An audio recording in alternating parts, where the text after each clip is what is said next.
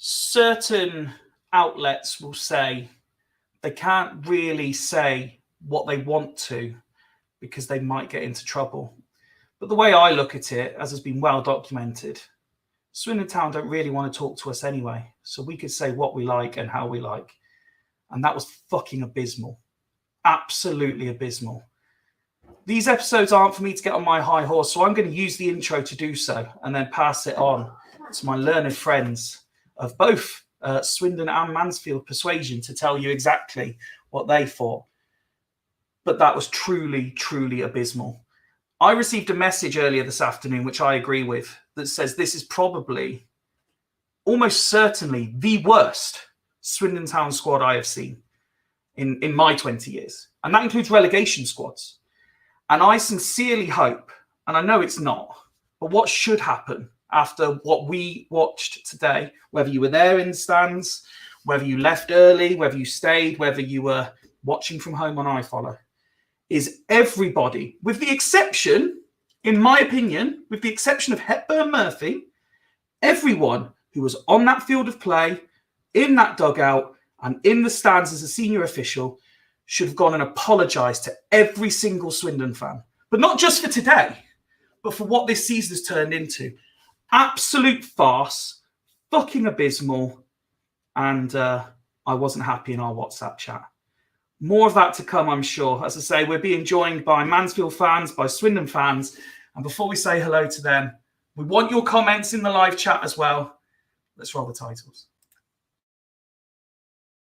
Take my hand, take my whole life too.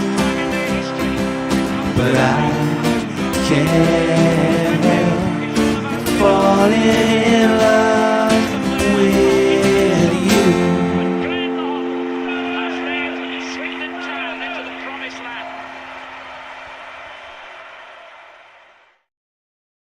Appreciate, we've got the live chat up with Facebook and YouTube. Appreciate comments like this from Ross, who says that's spot on. We've got another one on Twitter. Finally, somebody speaking the truth. And evening to Hank, evening Christian, I can see in the chat as well. We've got people lining up to come on. Let's say hello to a Fool's regular joining me first, who is probably just as angry, frustrated, and annoyed as I am. Evening, Craig. Yeah, evening, Fifey. I tell you what, I was just watching our intro there, and the pictures of us at games this season where we've been smiling and laughing and enjoying ourselves. Oh, how naive we were then! How naive, mate! Jesus Christ! It's just like I was saying to you earlier. Just when you think it couldn't get any worse, it does. It's like the club's is having a hold my beer moment every single fucking week, mate. It is just, yeah. What more can you say, really? I put out on our socials, are we in our own competition of who could concede the best, worst goal of the season? Each one today just got worse and worse and worse. But yeah, game by game, it's just getting worse and worse and worse. And I'm running out of ways to even say, in my opinion, how bad it is. I mean, again, we've got a couple of Mansfield fans lined up. I popped onto one of their Twitter spaces, which I'll get them to plug. I believe it's called Blue and Amber. I said to them, I said, Rochdale will definitely give them the harder game over the bank holiday weekend. They laughed at me. They didn't. They thought I was just being over the top. I said, if I'm being fair, we are average at best. I said, and if I was allowed to swear on their space, I said, we are a fucking shambles, absolutely shit. And I've exchanged a few messages with them as well. Yeah. They're now starting to understand. So we'll get their perspective in a short while. But before we do, Christian, I did see your message a short while ago. Again, we both know the situation with that, but if we want to discuss it a bit more, then drop me a DM, pal. You're more than welcome to, and we could discuss it further. But in terms of your more recent message, the simple answer is yes. Yes, it is. And anyone who says otherwise, well, I'd love to know how they think that. We've got Hank here as well. It's absolutely awful. It's so bad at the moment. And there are two people to blame on the field of play, Clem and Sandro. So we've gone away from we've got away from just one person to now two people. We've got we've got two old duffers joining the evening. Since Morris arrived, only one thing has changed, and that's our performance has got worse game by game. Completely agree. I saw a tweet, Fifey, saying that, you know, our whole recruitment thing has been about developing players, bringing players in and making them better this season. Well, if that's the case, how come so many of them, or the majority of them, I'd say, have regressed? If that was our recruitment model, and yeah, it just seems to have gotten even worse with Morris in charge. I just, you know, you didn't think it could get any worse under and with some of the performances under Lindsay, but at least we were getting results, weren't we? And you know, we weren't far off the playoffs. Whereas now it's just, yeah, something's not right from top to bottom in the club. Something is not right. See, Woody's watching along as well. Evening, pal. Hope you're well. I believe he was one of the fortunate ones who wasn't at Swindon today and went to a different game instead. But that does remind me, of course, if you have any comments you'd like to make about the situation at Swindon Town Women's this week as well, then by all means throw them into the conversation as well. That will be coming up over the course of what I imagine will be 2 hours of non-stop banter and entertainment with me, Craig, and a string of guests, starting with which, let's get someone who, if me and Craig are portraying Mr. and Mr. Negative, then surely our next guest, with Ben on holiday, is the next best thing to bring up everyone's mood. I wouldn't be so sure. Evening, Claire. Welcome back to Fools. Good evening, gents. How are we? Very well, thank you. Yourself? I've been better. You were at Sorry, the game. you booked the happy clapper in Ben's absence, didn't you? Sorry, I didn't get the memo today. That's not a problem at all. You were at the game today, and I think one of the most poignant things I've seen is a tweet that you put out. It's one of your superb pictures, and it just reads, and forgive me if I'm paraphrasing slightly, over 20 minutes of the game to go, and more people have left than have stayed, and a picture of a barren-looking town end. Sad but true, and it was reflected throughout the other three stands as well. To be honest, I was on the cusp of joining them as well, but it was only just out of sheer loyalty that I managed to stay up until extra time was announced, and then I just couldn't. I just thought the players weren't bothering, and I'd got to the point, why should I? No, and I completely understand. For an early exit. But as I walked out the ground, there were hundreds in front of me walking up the road too. Very sad times. And I'm a big. I very much agree with what Christian put in that comment there. Morris has enough professional footballers in that squad not to put performances in like that.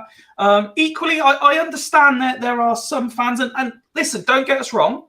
As Craig will agree, I'm sure. The likes of myself who will come on here and say it is time to question Morris. I still believe that there is something there with Morris that he could do better. And when you get tweets like this one from Rob, I get the Morris hate. I really do. I'm just not there yet. The side he inherited is weaker than what Scott Lindsay had. It's a fact. I do feel he must lack authority in the changing room, though, which is worrying. I do. I understand that. What I would personally say, and again, I'm happy when people throw these comments out there to let you guys react as well. From my perspective, I understand what Rob's saying there, but I think it also links into what Christian says. A, these are all professional footballers. There is a way to lose a game, and to lose a game with no effort, no intensity, no drive, no ambition, and no clear direction. Like, for me, and we'll come on to all these points, I'm sure, but for me on that, we started by playing three at the back, okay? Now, two of those three are left backs. If I can understand if you're playing two centre backs and one full back, and you could just about get away with that as a free. You do not play three at the back with two of them being left backs. One of the left backs was playing right-sided centre back. I just could not understand. And then Morris has his way of doing things. I get that. I understand that. I appreciate that. But play to what you have available. You know, if you don't have the players to play your desired formation and we are leaking goals, then play a formation with what you have available to let those players do the best job they can possibly do. At one point, I said, with the exception of Hepburn Murphy, every player was rating a 5. And that was being generous, in my opinion. Craig, let me bring you in on that one. Let's start there. The situation with Morris, some fans really turning on him now, others really trying to say, look, give him till next year, give him till next year. Can we carry on losing and performing in this manner, but say it's all right because everything will be better next year? I don't know, mate. The thing is, he's still got 2 years left on his contract, so I'm a bit more pragmatic about it. I'm more like we can't afford to sack him. You know, we know how cheap the club have been this season, trying to cut corners, begging for volunteers and stuff like that to fill in gaps where they're not willing to shell out money. There's no way that they will pay him off 2 years worth of wages unless they've somehow slipped in some sort of clause. But, you know, we've seen with our recruitment this season that we're not exactly clever when it comes to that sort of thing.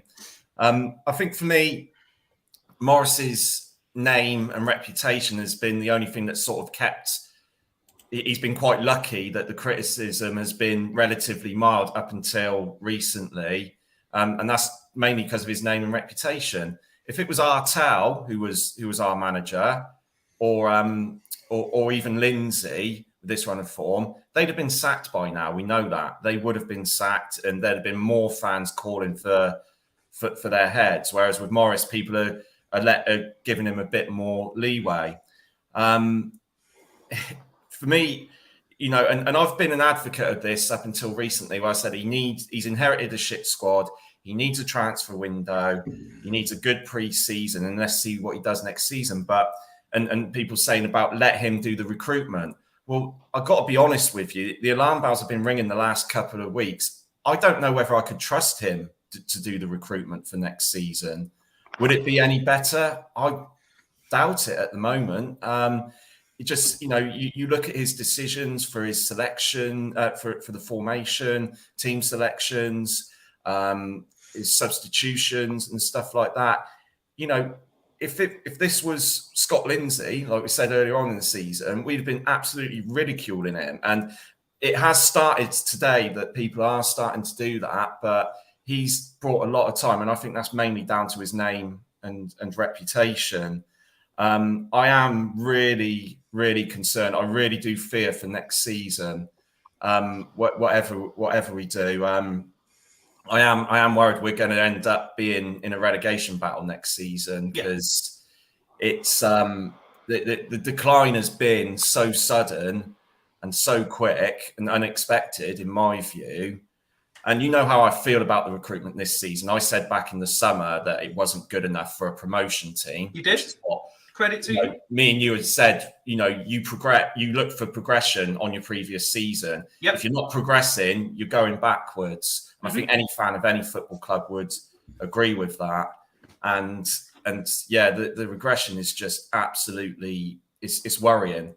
And as I said, people were tweeting about saying there has to be a mass clear out.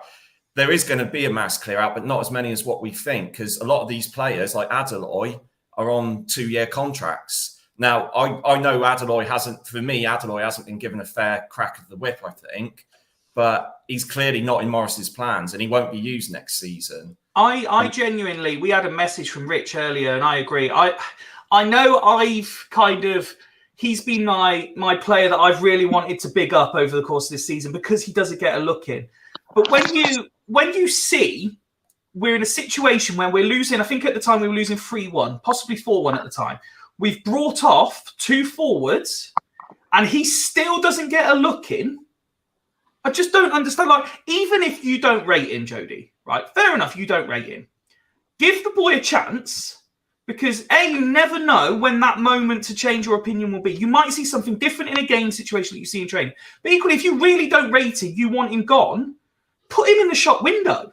Yeah, exactly.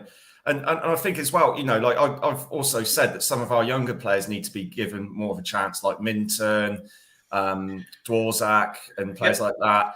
And clearly he doesn't fancy them. But I'm like thinking, well, what are your standards? These players coming through our academy. Now, our academies perform miracles under minimal investment for decades.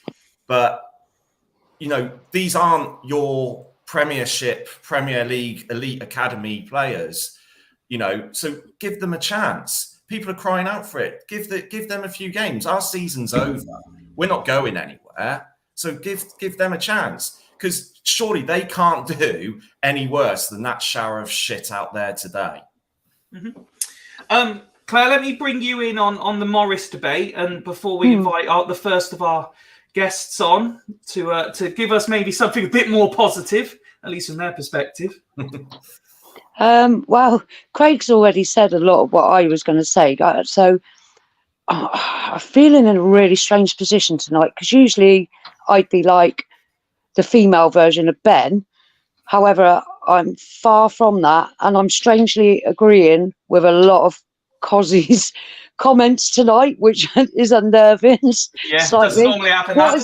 What has this club done to me lately? Now, I called out a few weeks ago about Morris and said, if Lindsay was still in charge, he would have had the full blame, and everybody sort of passed it off and said, no, he's inherited a shit squad. Now, I'm not buying all that. He knew what he signed up to. He come and watch those players before he accepted a deal, whether they're shit or not. Lindsay managed to get a tune out. Lindsay, look what he did with Hutton. He created the playmaker that we all saw. Everything went through Hutton. How has Morris come in, and Hutton, who has been one of my favourites, and I hate saying this, he's turned shocking. He could not string a pass together. With the exception of the cross for the goal, nothing there at all. Out of all the balls that he played, how many of those were completed passes? Absolutely shocking. I could complete more passes, stood on one leg. And even that leg's dodgy, wouldn't be bloody old hips, you know what I mean? But Morris, to me, hasn't improved not one player out of that whole team, including the bench. Not one. Lindsay got something out of them. Now, I watched every player today as they come off that pitch, or when they were subbed, etc. Right, with the exception of probably one player, Jody Morris didn't even look him in the eye. And do you know what? Before I come on tonight, I thought I'm going to take me town top off tonight. I'm not having that on. And then I thought, no, because when I wear this top, I wear it With pride. because I wear it with pride, right? And it's about time them bloody players did as well. Do you know what I mean? Saying the season, they've already accepted the season's over. That's not good enough. You still got customers paying to come and watch you and paying your wages. Whether you think it's over or not, have a bit of bloody pride and passion. And I think something is not right with Jody and these players. Whether it's they don't respect him, they're not understanding his instructions or whatever, but it's Jody that needs to adapt, right? Great. Lindsay got a tune out, but if Big Sam came in, he'd get a tune out of the shittest of teams. Do you know what I mean?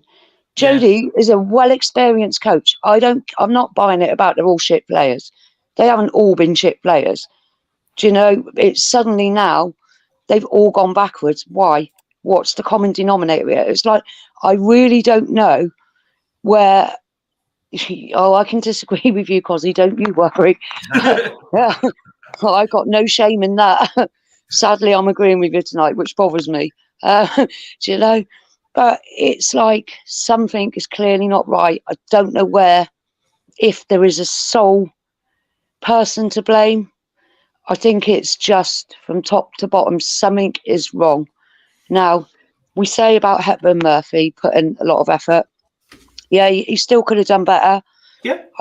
When I saw the lineup and saw Darcy was in the squad, Williams on the bench, etc. I'm like, hell no, we're going to lose. Like, do you know, even before I got to the ground, now I walked away from the ground and I was like, as much as Darcy just does a lot of running and not much else, he actually looked one of the better ones on the pitch. How has that happened? What does that say to you? And as I was walking back off to my car up to Gorse Hill, I said I left that ground today feeling as disengaged with this club and this team as I did when Sheridan was here. It was just like, just make it stop. Just bring on the new era. Right. And my friend said to me, yeah, but at least you ain't got Sheridan shouting and swearing on the side of the pitch. I said, do you know what? I'd take that any day right now, because there's absolutely lack of pride or passion anywhere at the moment. Do you know? That's where I'm at with it. So the happy clapper is gone. Is gone. Well, I'm seeing comments coming through which will continue to flash up, including a couple of people now saying everything's going to be okay because Jody's on the phone to Lampard now and he'll be back at Chelsea by Monday. So let's wait and see. I'd like to invite the first of our Mansfield guests on, a gentleman that we met through Lower League Look, as we tend to meet a lot of opposition fans. And I had the pleasure of appearing on his Twitter space earlier in the week where I tried to tell him just how distinctly average to poor we really were. Russ, I'm going to add you to the stream now. I hope you're there. Russ, can you hear us? Yeah, good evening. How are you, pal? Yeah, not too bad, mate. Still on the bus on the way back. I think, like, listening to your lot, I'm in a lot happier mood than what you guys seem to be. Well, absolutely. Let's talk about the game, and then we'll talk about what happened at the start of the game for you. That must be quite sweet for you, because I know that you sat there and you were there to the very end of the game that everyone's been talking about all season, our win at your place, and you must think, well, that's more like it. Yeah, definitely. I think, like, when we saw you earlier on in the season, I've not hid the fact that you have been the best team that I've seen at Phil Mill this season. You systematically decimated us, and personally I wasn't looking forward today. I was a little bit nervous, and the fact that you came on our space and was like, oh, you'll beat us easy, kind of made me feel a little bit worse. I'll be honest, I thought you started well. You got the early goal, you put in one cross, you scored from that one cross, and then you just stopped doing it all game. You were like, we've done this, it worked, and we're not going to do it anymore. It happens time and time again, pal. It was really strange. Like, I think we got surprised. We still had 11 players on the pitch by that point. well, yeah, to be fair, I mean, we spoke about our discipline and your discipline, and we thought there'd be a red card in it, and there wasn't. So that was quite surprising. Well, that's because there was nothing going on. The game was over by half time. You guys were just neatly passing the ball around, and our players were just like, is it full time yet? Yeah, genuinely, it was strange when Mansfield got that like equalising goal. You just gave up. You didn't attack. You were happy for a point. When Rhys Oates got that third goal, your fans just left in drones. Yep. I thought they'd gone to get a beer at half time. No.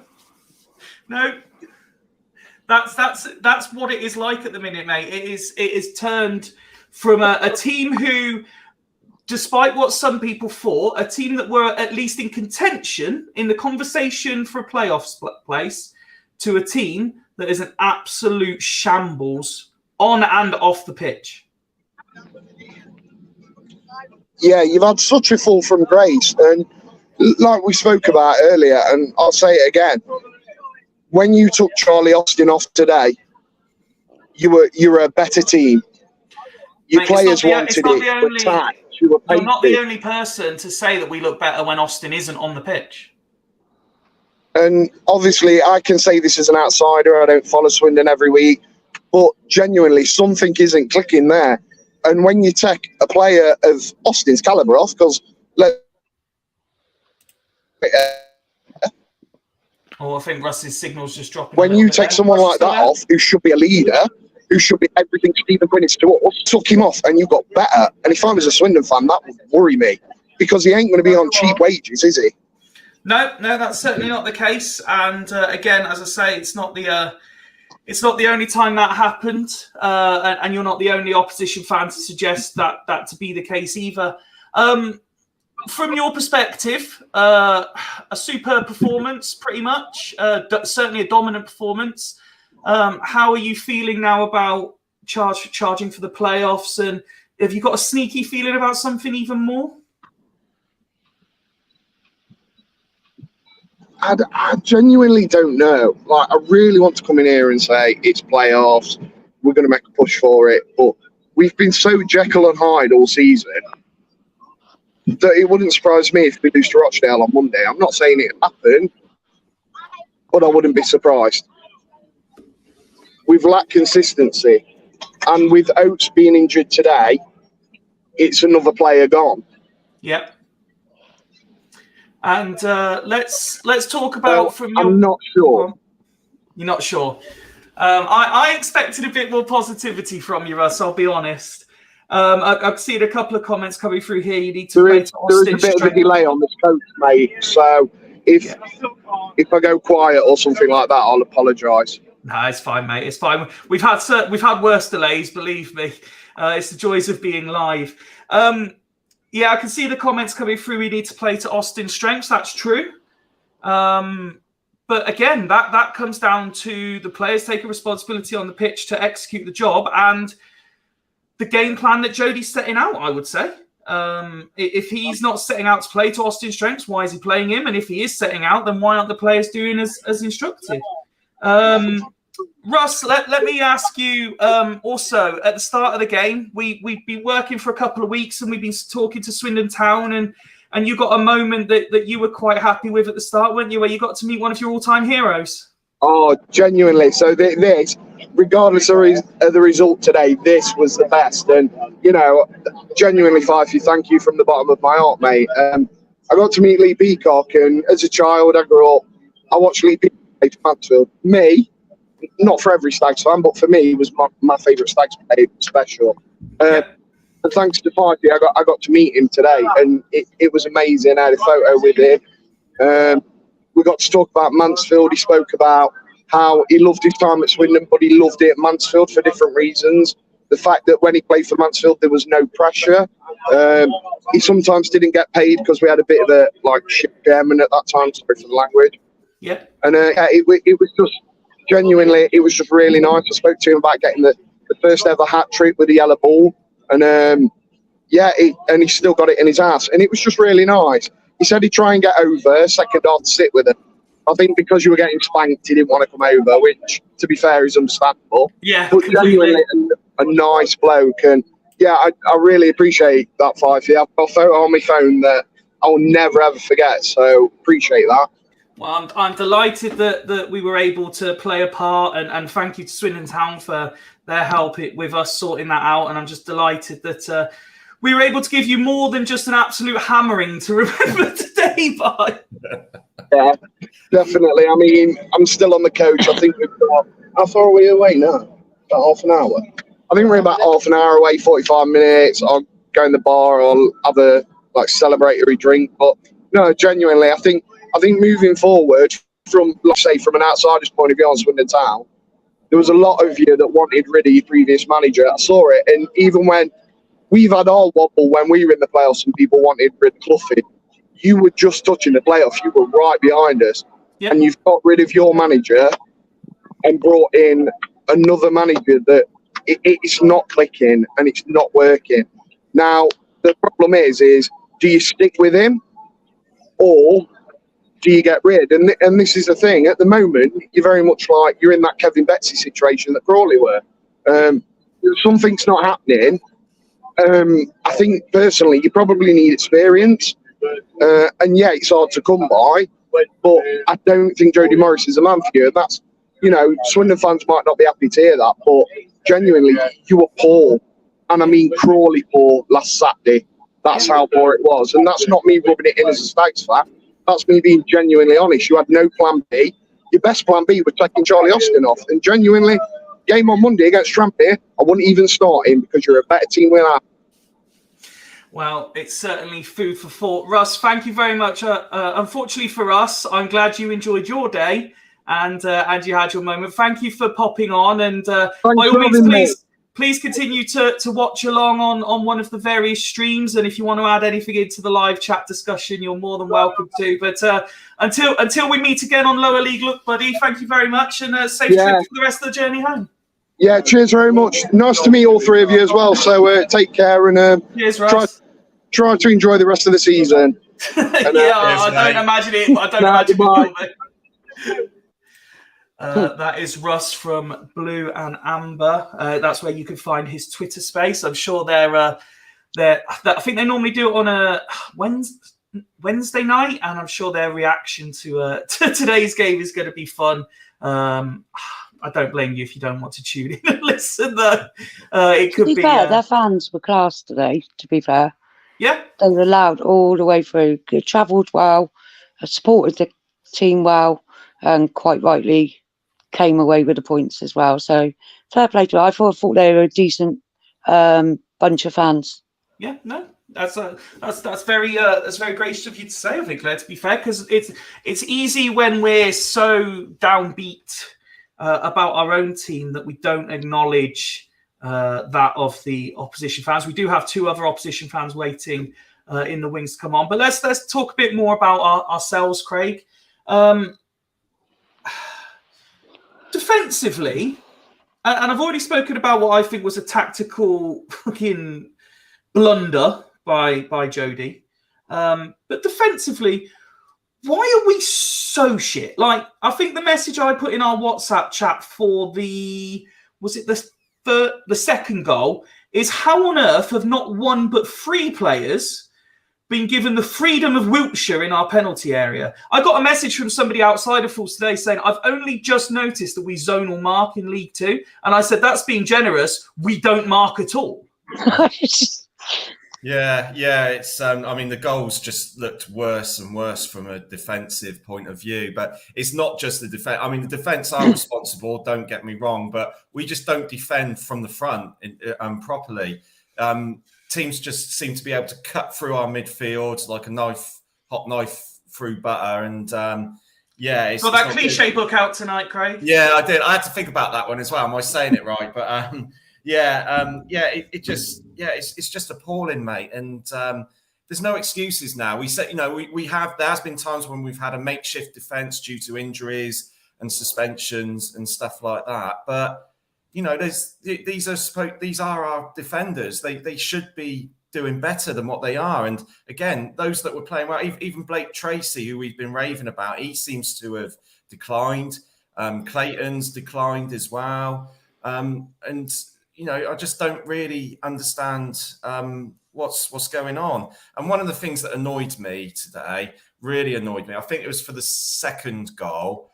And I'm not using Darcy as a scapegoat because it sounded like average. There was 10 players that were poor today. But if you watch that goal again, twice, when a cross is going in or the pass is going in, he turns his back like that. Not to stop it from hitting his arms, but because he's afraid. And I saw that and I went, I was like, I can't fucking believe it. That's the mentality. I don't want players with that mentality playing for Swindon Town. I'm sorry, and Darcy has been poor this season, one of many players who's been poor, I might add. But yeah, seeing that, it just sums up this team. And as we've been saying, there's been times where, we've been shit, but the players have tried their best. But it just seems like the last few games, they're not. And today it was, it sounded like the amount of fans. We know how divisive our fan base can be and everything, but it was the general consensus was that there was no heart, no effort, and just no energy out there today. And that's down to the players. That is. Yeah. I'm sorry. No I know professional pride. I mean, from a tactical point of view, squad selection point of view, that's down to Morris and whatever tactics he gives. But as soon as they step over that line, if they're not giving their best and they're being like that, that's down to them. And I said earlier on in the season with these players when they were under Lindsay, they had to start taking responsibility for some of their performances because they weren't. It was all on Lindsay, if you remember. Mm-hmm. And again, they need to take responsibility as well as Morris and everyone else within the club hierarchy, who I'm sure we'll go into later. But it is just it just winds me up. It really does wind me up, and there's a lot of work that needs to be done for next season. And then if we weren't bad enough defensively, Claire, we've got a virtually anonymous midfield. I mean, again, I'm divulging the sort of stuff behind the curtain today. There was a message asking from one of the fools who I don't believe was watching at the time, saying, "How's Darcy playing?" I replied, "Is he playing?" And then I sarcastically replied, "He did make one average-looking 6-yard pass complete, and the fans have started singing his name. That's how shit we are." He makes one pass, and the fans are singing the Ronan Darcy song. Sadie Khan, again, I feel like I'm repeating myself. He is not, in any way of describing it, a defensive midfielder. He is a liability at best. And McEachran, you can see there's a player there, but unfortunately, we hoped that after his first couple of games, his quality was going to raise the standards of others. The rest of the team is so shit that his standards are dropping to theirs. What do you think about the midfield options, Claire? Yeah, I agree about McEachran. He was an interesting signing when we came, and I thought, okay, so Reed's gone, we've got him. I was looking forward to seeing him here, but like you just said, it's almost like he's checked out as well. Mm-hmm. And I don't know why. It's the last few games, and I'm watching him thinking, come on, bring that spark back, give us something to cling on to, that something could happen. But he's definitely checked out. And going back on Craig's point about Darcy turning his back, I watched him about 3 times thinking, is he going to put his head on that ball? And every time he waited for that ball to bounce, he will not put his head on that ball. Now, I get he's only got a small head, but Christ, what I mean? Just get your head on it, son. But he's not having none of that. It's like, nah, he wouldn't. He just didn't want to risk anything. He was only happiest when he was just running, whether that was with the ball or without the ball. But You know, I want at this stage of the season for them to be flinging their bodies here, there, and everywhere for the sake of the shirt. Yep. Do you know what I mean? Mhm. When you've got that many fans that have turned out on an Easter weekend to come and watch them, give us something. Yeah. You know, and as for the midfield, George not being on it's leaving a big hole in that middle of the park. Darcy's too busy running around chasing his own tail to make a difference. He is, do you know what I mean? And No, 100%. you know, I just can't. To be fair, I thought he's very good at turning his body with the ball, and it's getting him out of trouble quite a lot. You know, but it was covering up a lot of what he's not doing, if that makes sense. No, it makes absolute sense. So then, just to further add to our woes, to show that we at 4-2 we were going to make absolutely no effort with which to try and get back in the game. My new favourite player, Kane, came on, and instantly Gary went in the WhatsApp group and put, "Kane's now come on. 5 feet is going to be buzzing." Someone though from Fools who is not a Kane standard player can now be welcomed to the panel. Evening, Woody. Evening, how are we? Well, as you can tell, because you've been watching along, we're all buzzing. Yeah, you look it. Yeah. How's your Friday afternoon been? I have never been so happy at not attending a Swindon game. I made that decision, as you guys know, this morning that I wasn't going to go to the game because I was going to spend the afternoon with my youngest daughter. You wise owl, Woody. You wise owl. I did. I thought I'll go watch Bassett, and they won 4-0. So okay, I've had a great day. But yeah, it's I've just been kind of catching up on some of the match stats, etc. There is a positive from today, though, Fifey. If you say that we had the ref blew the whistle is the only positive. I'm kicking you straight back off this stream. For all of those that enjoy just being a neutral, today there was only 14 shots in the whole game, and there were 6 goals. That's one way of looking at it, I suppose. Just to really piss it off. By the way, are you Ben in disguise? Only 5 of those were ours, by the way. I don't believe there was a corner until the 90-something minute, to be fair, from what I remember.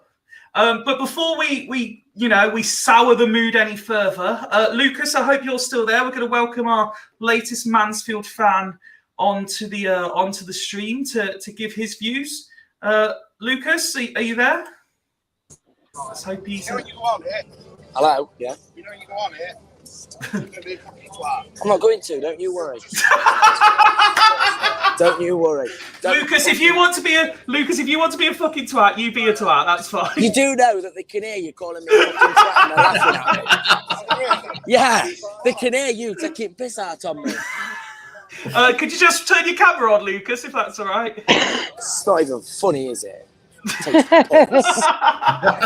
You know how to ruin the mood. Seriously.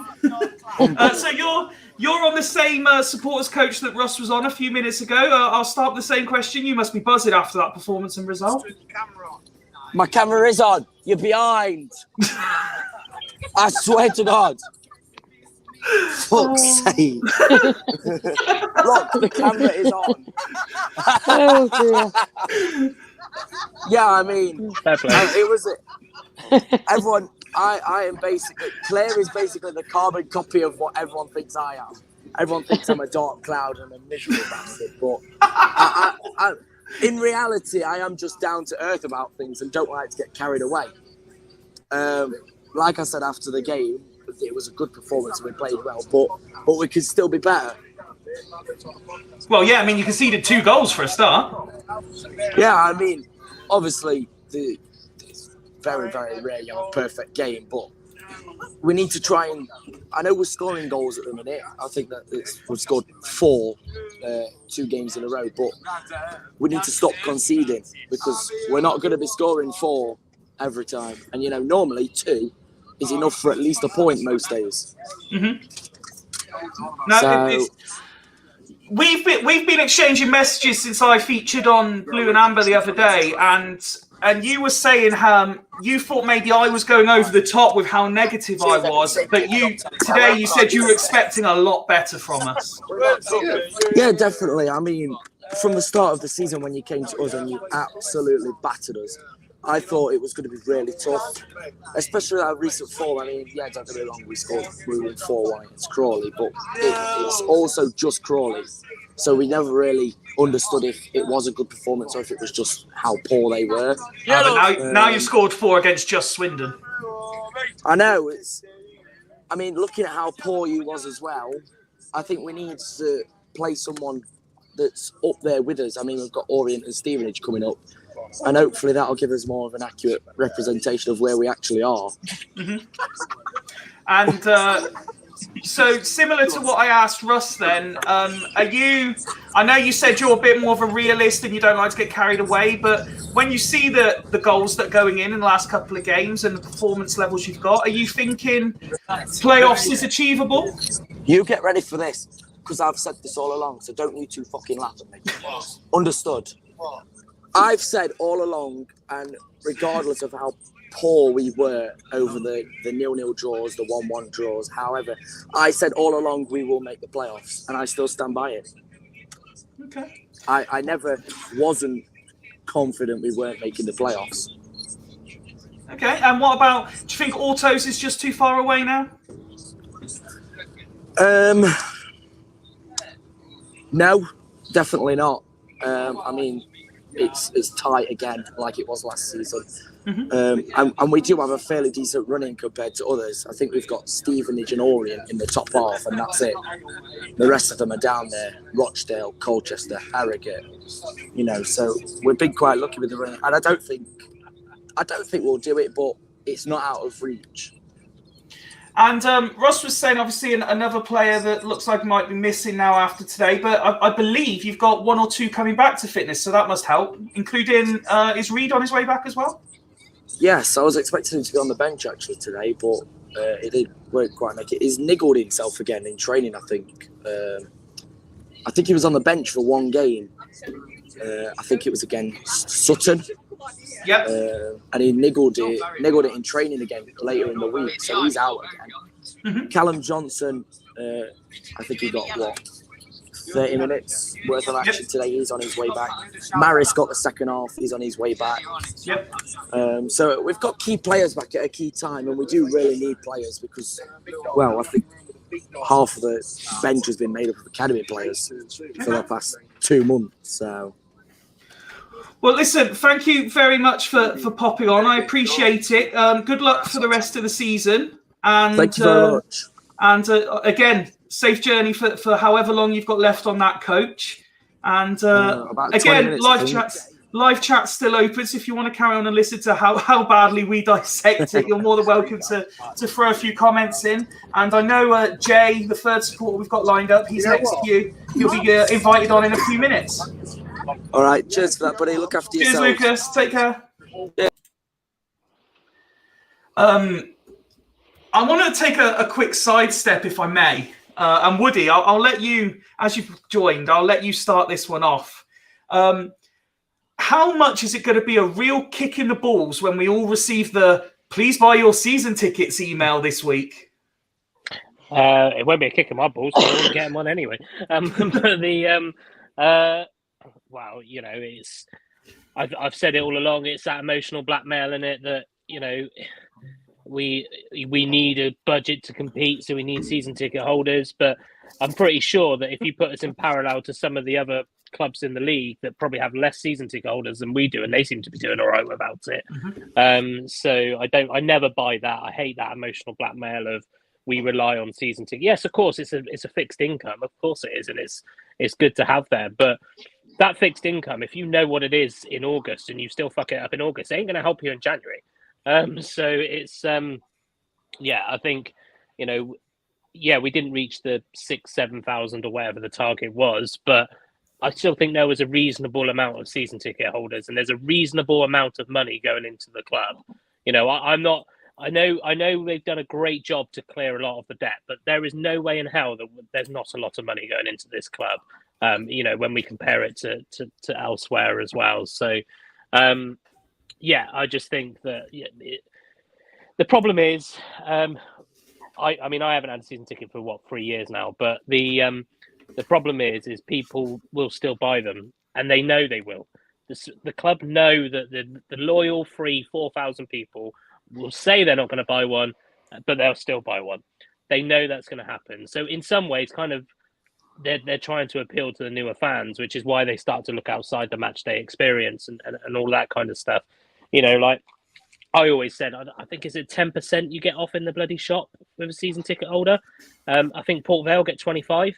It's kind of like, if they want to increase that, then they need to look at that. And as my sound trauma, whoever that is, has said there, like the finance option isn't available yet. But it just brings down to show this whole fucking shit show that we've had of a PR campaign this season.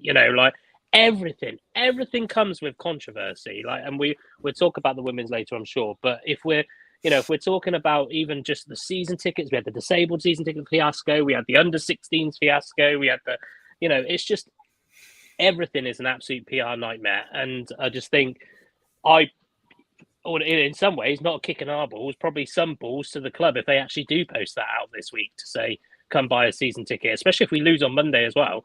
So it's, I hate the fact that it's a kind of, we're going to go with a emotional blackmail route of if you don't buy season, because we all know that if you're charging £27 a ticket next season or whatever the ridiculous price is next season, you're going to get a lot of income coming through then anyway. Yes, it's not fixed, it's not guaranteed income, blah, blah, blah. But it's just, I think, we need some promises. As fans, we need promises. Not, this is our hope, this is our aim, this is our objective, blah, blah, blah. Not, we are going to have a competitive budget, because every fucking owner will say that. I hate it when everybody gets excited when a new owner or even the old owner comes in and says, we will have a competitive budget this season. Most Tom, Dick and Harrys don't know what a competitive budget is. We don't know what, nobody realistically knows. It means fuck all. Yeah, it means exactly. Fuck all when they say a competitive budget. It doesn't mean anything. Exactly. And, all the buzzwords will come out. We're aiming for promotion next season. Well, we were aiming for promotion this season. We were, and they said promotion wasn't an aim last season. I've said to you a few times before, I have inside knowledge to tell you that it was a fucking aim last season. It was an aim last season. So it's kind of, I just think that, like, to come out with, please buy your season tickets, like, give us something to shout at, give us a reason, give us a strong reason why we should, because I'm going to need a strong reason. I'm not getting one next season. I've already decided I'm not parting way with 400 quid when I can go watch non-league football for free, buy a cup of coffee, and that cup of coffee will probably go to more to the wages than what a season ticket would at Swindon Town, so it's kind of, by the by, it pisses me off. Emotional blackmail season tickets shit is bollocks. And if they send me one, I'm just going to junk list the email address, I think. That's the thing. That's the thing, Woody, and they will do it. They will do it. I was listening to the Price of Football podcast, and they interviewed the Lincoln City CEO.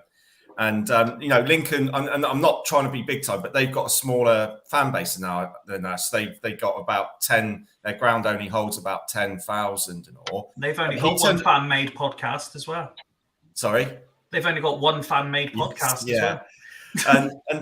and he was saying about this exact thing about how important season ticket sales are and everything, not just for budgets and stuff like that, but for cash flow. They need that money for cash flow during the closed season and everything. But he said one thing we're not going to do is, these was his exact words, is emotionally blackmail our fans into, putting pressure on them to buy them just through emotional blackmail through the club.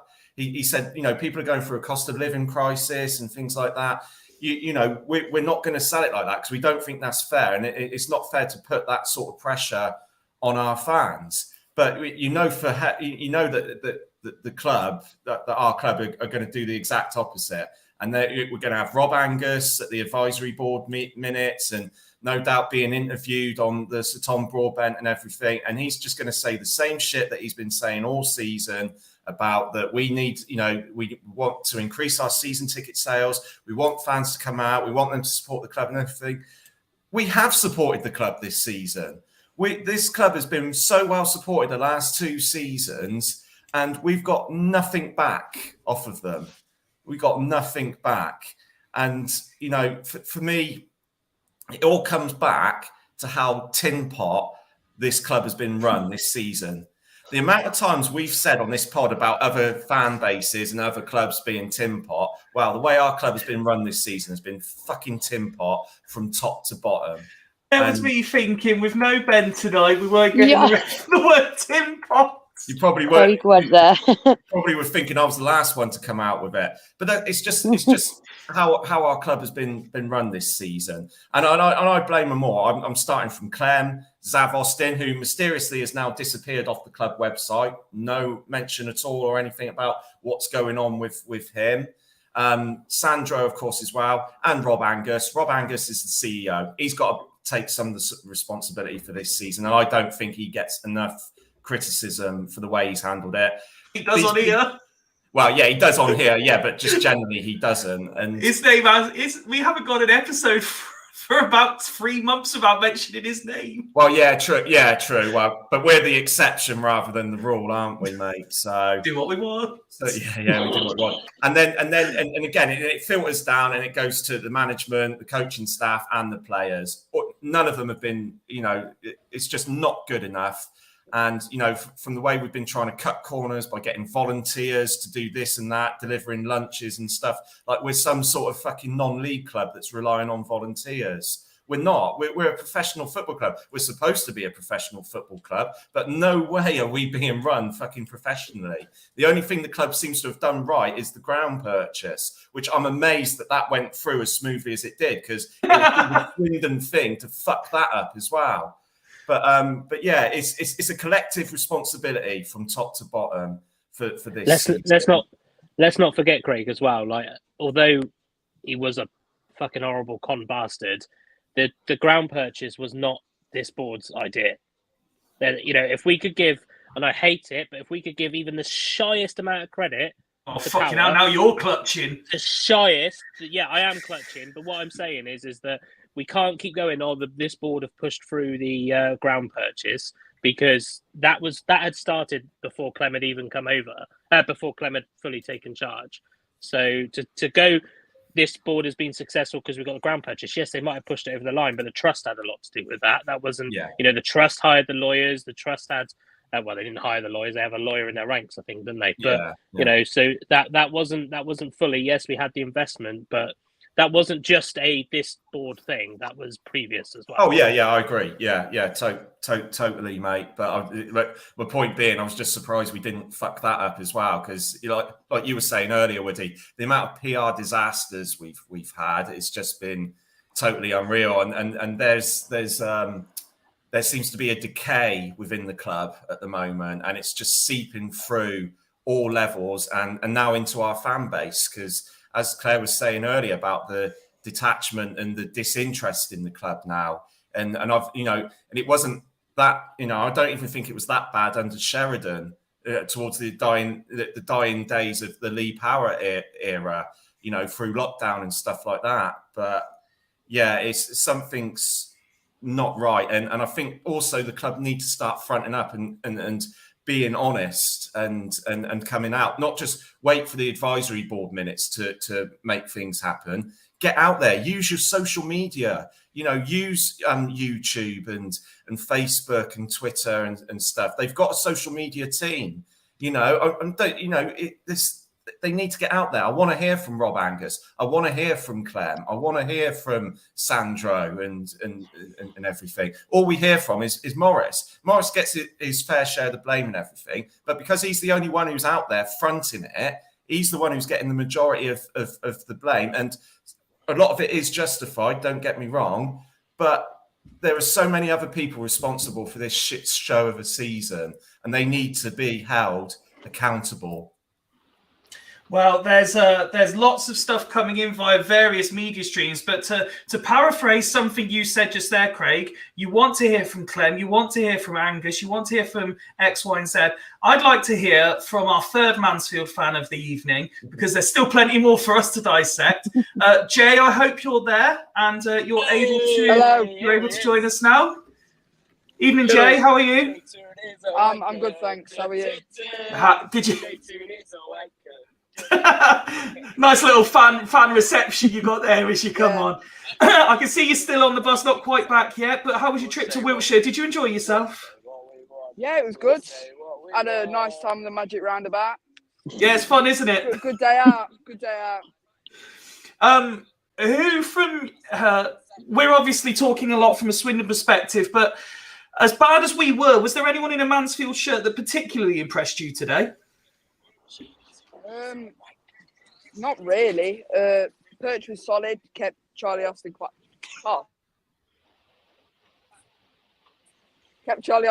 quiet. I don't think he was very good today. Austin was quite sluggish, quite slow. I think I'm being abused here. I'm very sorry. It's fine. Hewitt and Oates had very good link-up play quite early on, but overall, you were just very poor. We were, and I think that's fair.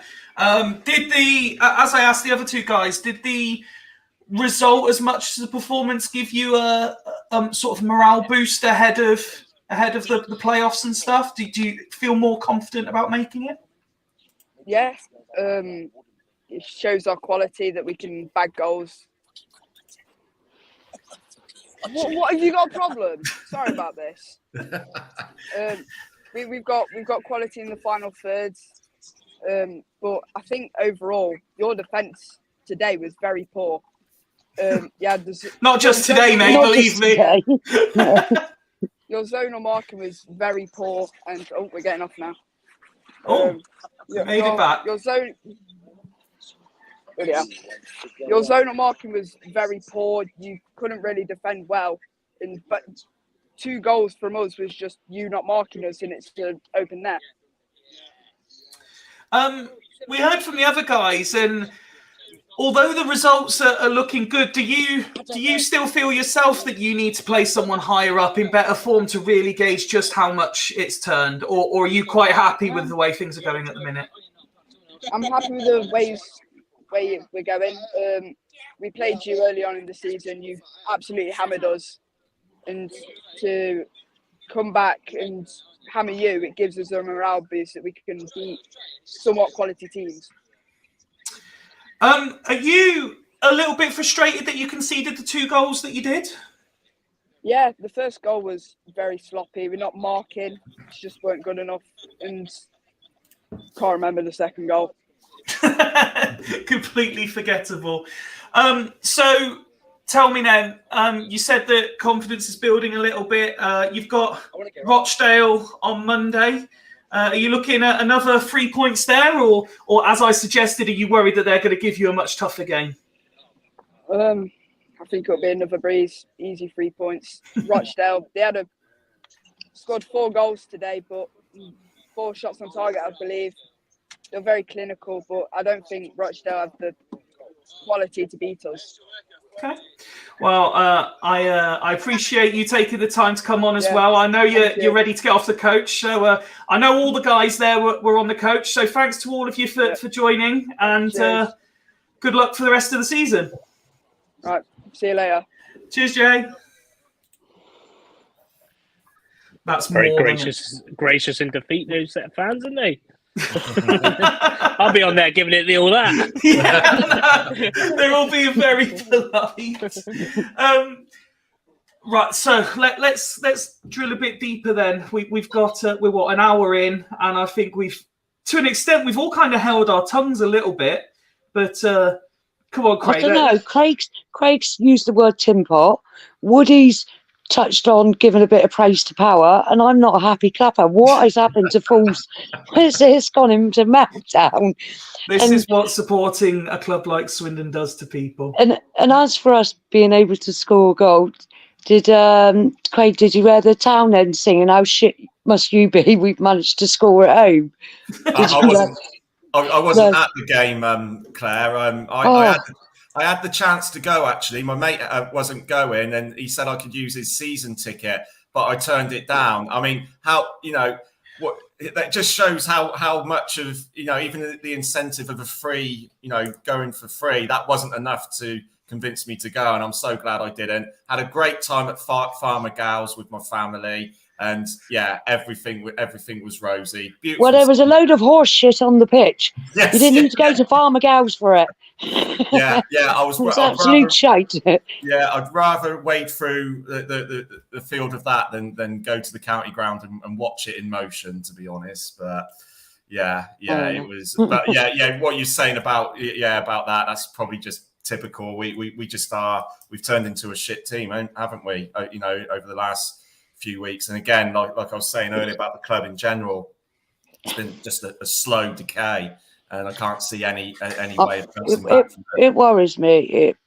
I'm honestly, really disengaged is the word I'm using tonight. And when we're talking about like the budget and stuff like that, look at the budget we didn't have last season, and look what we got out of it.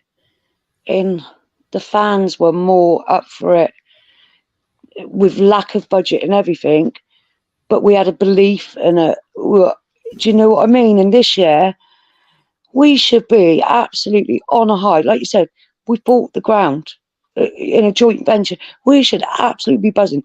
We've got a budget compared to last year, but yeah, the fans are just rock bottom. The ground purchase. I am delighted, but I'm sort of. Yeah, I'm not fussed about it. Exactly. This season has ruined for me the whole ground purchase, because I'm taking it for granted, to be honest, which I shouldn't be, because obviously it's a good thing for our future, but because of the way this season's panned out, it's kind of ruined it for me. Yeah. Well, I'm pleased to say, to take the pressure off you a little bit, Claire, we've got the only person who, if they could spin it, that everything's going to be fine, it's this man. Live from his holiday, I think, unless he's got home. Are you still at your holiday destination, Ben, or are you home now? No, I literally got home about 10 minutes ago. So nice. So your first thought was jump straight off balls. If you fucking spin this, Ben, I'm resigning. Ben, no, I'm not letting you away with it this time, Ben. No way. Fifey said, if you are going to put any sort of positive thing on it, I'm not letting you on. Yes, good Fifey. I don't know if any of you have read my Twitter post. Well, no, because last I heard, you'd come off Twitter. Oh, you've not read? Yeah. Well, no, I posted on Twitter this evening. I actually posted it onto the group as well on the WhatsApp chat. On the WhatsApp. You were right the first time, Ben. It's going well so far, Ben. Keep it up. The WhatsApp chat. It's that you can't spin freefall, and you can't defend this team anymore, which I have, and I've been very wrong about this team. I wanted to see. I wanted to believe in it. I wanted to believe that it had potential. I wanted to believe it could grow. But I just don't. I think they've just stopped. I think they've given up. I think they're beyond caring. I think I wrote on Twitter. I did something you should redo. I tagged the CEO and then Clem, just saying that this is really a result of a model that doesn't work. You should actually listen to the fans and what they're saying, because now they've lost them. Clem and Rob have lost the fans, which is unbelievable considering where we were 12 months ago, and considering that we just purchased the ground and all these off-field things, that they've got it wrong so badly on field, they've lost us. And that's going. It took Lee Power a few years to do that, and he's managed it in 2. Which it's really sad, because there's actually everyone's just sort of given up all faith for this current team. and it's really bad. And I'd be surprised if we pick up another win this season. I'll be shocked if we pick up another point at this rate. Fucking hell, things really have become difficult. Well, it's just absolute. It's diabolical. We've got there's just it's really some people comparing this with I compared the way I feel about this team. This season feels like the end of the Sheridan, where it was inevitable. And I know we're not getting relegated, but I said it earlier, Ben. Now finishing in our lowest ever position since 1879. As long as the club's existed, this could be the lowest we've ever been. I said it earlier when I think Claire made a similar point. This team is worse than the Sheridan team. It is worse than the Sheridan. I don't. Credit where it's due, though. What I have to say, while I remember. Sorry, just while I remember. Taylor Curran, but we don't have anyone as good as Scott Twine. We don't have anyone as good as we have got our very own Brett Pittman and Charlie Austin, who start to run like a chicken as well. Oh, fucking hell! Ben's gone but in. He's if you take the Rochdale game out of it, then what has Charlie done that Brett Pittman? They're two very similar players, and people could have said back then that we didn't play to Brett Pittman's strengths. But very similar players, Ben. Did you just say? Well, actually, they don't move very well. I think he means performance-wise. Is that what you mean, Ben? Mm-hmm. You mean performance-wise? They're performance-wise, yeah. Performance-wise, where they're at, and I think they're probably at the similar sort of stages in their careers. I think Charlie Austin's fitter than Brett Pittman, who just was tubby. Ben, I'm fitter than Brett Pittman. Yeah. but well, I can assure you I'm certainly not. Ben, Charlie was blowing by half time today, let me tell you. He was well blown out of his backside. Yeah, if Charlie Austin's not scoring, he's not doing a lot. And even when he first came, he was directing the piece and he was dropping deep and he's still somewhat getting involved. But that's sort of kind of not happening now. And I don't know if he knows that's it. He's done. But he's not getting that move to QPR. If he thinks he's getting that move to QPR and what he's showing right now, I saw someone going, "That's his next move." I don't see another club picking him up at his wages. Just want to remember, Ben, because me and you in particular, we have this reputation where we'll tend to argue. But I have to give you props for something that you told me, and I said no. And you have been found to be correct. You told me in no uncertain terms in December, right back in December, that if our season was to carry on the way it was, we would absolutely be finishing around about 17th, 18th place. You told me in no uncertain terms. And you've been proven to be right. It's not happened the way you expected it to, but you've been proven to be right. Yeah, well, yeah, exactly. Well, I said if we kept Lindsay and we would slowly drop off, but yeah, well, we all know where we've gone wrong this season. We all now see the importance of what Ben Gladwin had in the team on and off the field. We all know how much poorer we are without an Alan McDonald at the back. For all his critics, at least he organised it and he made Clayton look a better player. We all know where our weaknesses lie and what we didn't do, and you pointed that out in January, and I didn't. I thought I deluded myself into thinking that we were in a better position than we were, but I was wrong. I've been wrong most of the season, but you were right about that one.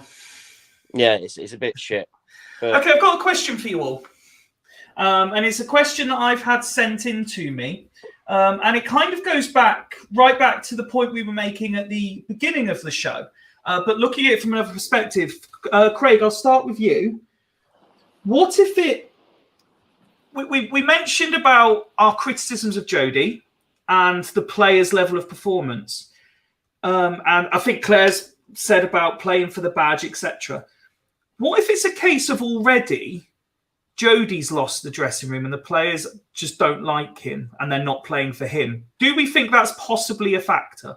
Yeah, I think I personally, I still think we should invest in Jody, but I can totally understand fans who go, well, compare his Sorry, did you ask someone else that? I asked Craig first, yeah. Claire, oh, shut up. Sorry, you crack on. It was Craig, not Claire, but go on. Oh, Craig. Sorry, Craig. Oh, shut up. You crack on. Nah, you're all right, mate. You're all right, mate. No worries. What was the question again, Fife? No, I'm joking. I'm joking. I mean, if he has lost the dressing room, I mean, we can't know that for sure, but there has to be a reason for this. You know, the last few games where the players just don't seem to be trying as hard as what, you know, giving their all, basically. I think if he has lost the dressing room, that'll be an extraordinary thing to have happened.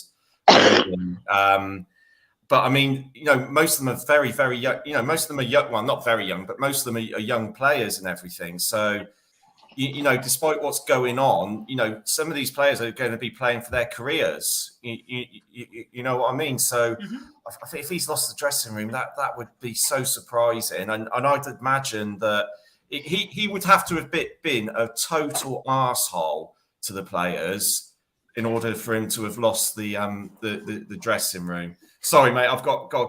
I've got to go a sec. My daughter's just come down crying. No worries.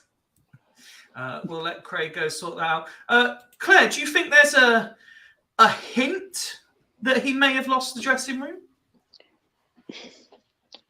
I don't know if it's as bad as he's lost the dressing room, but I definitely think there's not the level of respect there that there should be.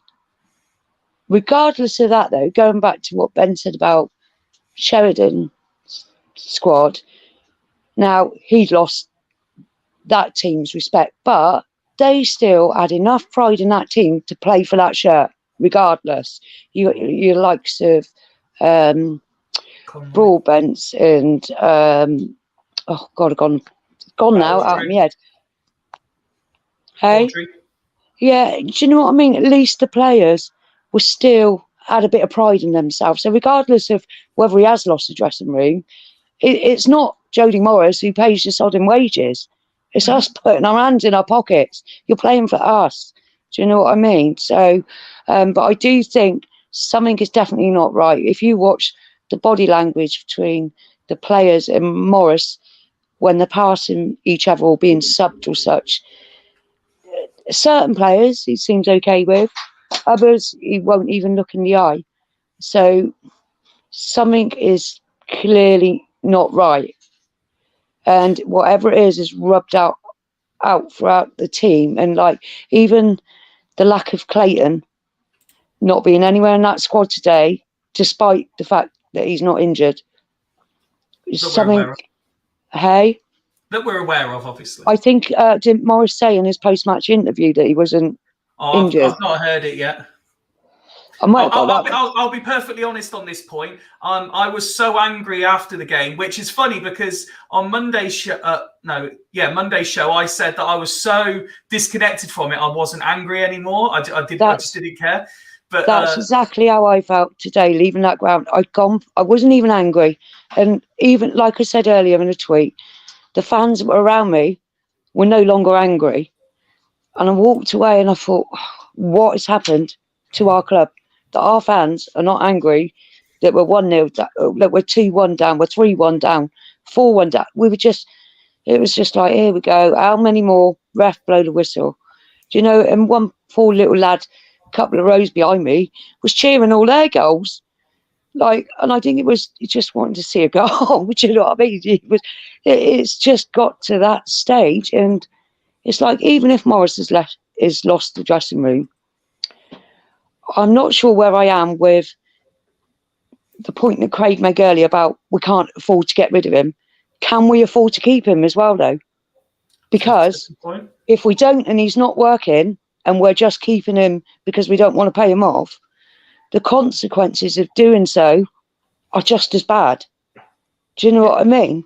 If we drop out of this league, we may never come back here, and it'll cost an awful lot more than getting rid of someone who's not doing a job.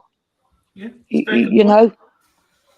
Yeah, that's a fair point, Claire. That is. And the fans you'll lose along the way just by keeping him out of the sheer fact you don't want to pay him off, and because he's got a name, he's so say a name.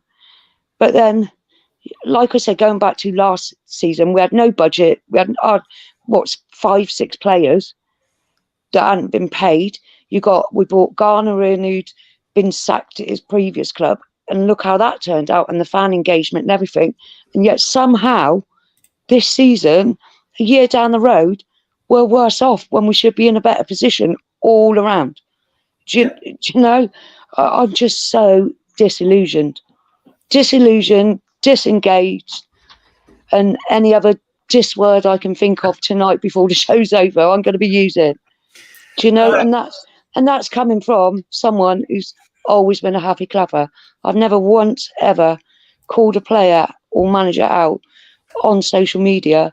Today, I'm just done. Do you know what I mean? And I think it's about time some of these players realise, us paying fans, that we're choosing whether we spend time with our families or loved ones, and we're going there to support them. They're not giving the same effort back. And I think some of them need to realise that. And if it takes, even by me posting when I don't usually post, do you know that they need to take a good, hard look in the mirror when they go home tonight, some of them. Yeah. Do you know? Claire, what you said about the fans not being angry anymore, that's and obviously that's worse, because it's I saw somebody tweet this, it's apathy, and that's even worse. Apathy could kill this club. Yeah. You know, and it will undo all the good work that has happened in the last couple of years with fan engagement and bringing. And that's what worries me. Worrying. That is worrying. And it worries me that people are saying, keep Morris, we can't afford to get rid of him, because it just causes more rot amongst the fan base about everything that has been built this last season. I mean, you look how many, I was surprised, I have to say, I was so surprised how many fans actually attended that game today. Admittedly, not all of them were there by the end of the match, but the amount that still turned up despite the shit show of results lately and the lackluster performances, and the players just did not reciprocate that effort at all. That's the thing, and I mean, like, I'm not a season ticket holder. I'll never will be because of my job. But you know, match day prices are going up to £27 next season. At the moment, I'm not going to go. I'm not going to go to the games because you know I haven't got a football mad family. They got other interests and everything. So I'm going to want to spend time with them, and I want to get value out of what I'm paying. I saw somebody tweet earlier. He goes, I wouldn't pay to go and watch a 1-star film at the cinema. You know, and so it shouldn't be this, and it's the same with football. I'm sorry, I know people say that you should follow your club through thick and thin, back the club, back the players, get behind the players, and all this and everything. I have done for 35 plus fucking years, and I'm sorry, I've been through some good times and mainly mediocre or shit times with Swindon, and you accept that, but fuck off with this. Oh yeah, get behind the support. They need to earn our support out there at the end of the day. Us as fans, we've gone out there and we've spent our money, we've given them the support, and they have given nothing back. And it has been like tremendous support that they've got off of us this season, and it's just nothing back. And it is, again, I'm repeating what I said earlier. It's not just from the players; it's from top to bottom. And it's worrying times, I think. Ben, do you think there's even a hint that he may have lost the dressing room? The only way I think he could have lost them is he'd done a bit of a Brian Clough and said, "You're all overrated. You're all not good enough, and half of you won't be here next season." So has he not pretty much done that in every post-match interview so far? Yeah, I think he may have done that. So half of them might have just switched off and gone, "Fuck you," then. I think that. What do you think about his comment of him out in Harry's the other week? Yeah, that's harsh. That's very harsh. But again, with that, again, we don't know whether that is Harry's being overweight whilst being injured. We don't know if Harry's attitude, what he's been like in training. I don't know if Harry's has already switched off to another move somewhere because it was unlikely that he was going to get back in at Swindon. Even so, Morris is a professional coach. Should he? He might have had enough of him. We don't know. Should he? But clearly, Morris is a professional. Should he have put that out there? you read that a lot of, well, you hear a lot of managers call out a lot of players in their time, and he might have just been using Harris as an example of, if you don't toe the line, I will pull you out on it, and you may not, but that's some speculation. Yes, my we love personal- speculation. Yeah, my personal view is what I'd like to see is Clem do away Come on here and with answer some questions. anything to do with this current model, and back his manager. It's going to cost a few quid. Get the players that he wants, get his team in, and then he can live and die by the sword. And if we're not where we should be by September, October, then absolutely bite the bullet. And then there's plenty of time to rescue what's left. And the reason that I say this rather than get him out now is purely on his reputation as a coach, purely on his reputation of, McCreachan wanted to join Swindon because he's worked with him before and he is a quality coach, and hopefully other players of that ilk and that ability do want him. I think the manager gets frustrated with the players if they're not doing what he asks them to do, and he calls them out on it. So if he has get players that do believe in what he says and do tone the line, then maybe he can get it right and can get better. So I'm not there for constant chopping and changing because that doesn't ever bring good. But I do think that the eyes will be on him from the start of next season. And if he doesn't hit the ground running, then there should be question marks over his head. But I would stay off at this current moment because I genuinely think that the players know they're not going to be there next season. He knows they're not going to be there next season. So I think the players are just going through the motions until the season ends. That's my opinion. I might be wrong. I've been wrong before, clearly. So Who would have thought, Ben? But that's just my opinion. Woody, same question finally to you, and then I've got another one to throw at you straight after. But do you think there's a possibility if in, what is it now, 6 weeks, he's managed to lose the dressing room? A manager can lose a dressing room in the first day of training, to be fair. There's no, we're going to talk about one said manager later, but it's kind of, I kind of find myself agreeing a little bit with Ben. I think that if we binned him off now, there's not going to be another manager that's going to want to come in for the next 6-7 games. We'll end up with somebody shit anyway. However, that's not me saying that if we carry on this fucking torrid form, that we question it at the end of the season.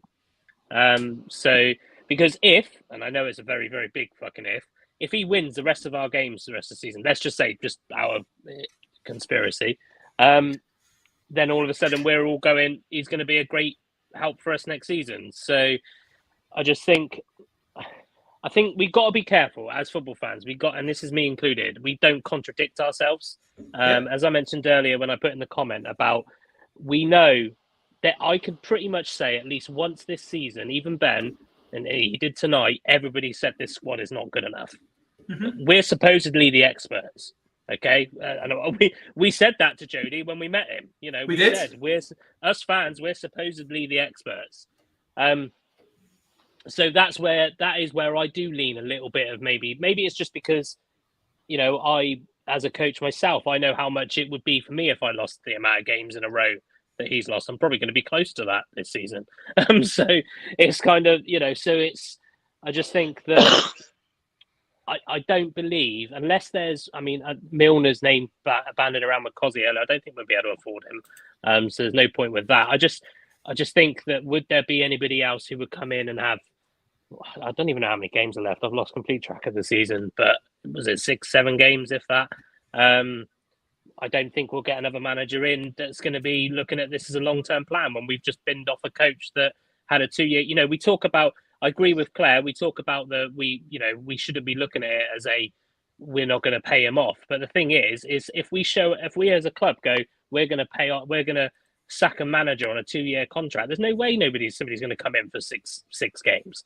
We'll just end up managerless for the rest of the season, and then we'll be in the same fucking position we were pre-season. I wouldn't last mind year, that, would he? Get Gunning back in. He did all right. I don't mind that. Claire, this is where I I fundamentally knew that would disagree get with you. you. I fundamentally disagree with you. You could give me charge of that team for one game. I guarantee you, we would win by a large margin. Reel him in. We would win by a large margin because the style that we played against Grimsby, we could not do throughout this busy period in April. We would not be able to do it. Yes, I am reining in.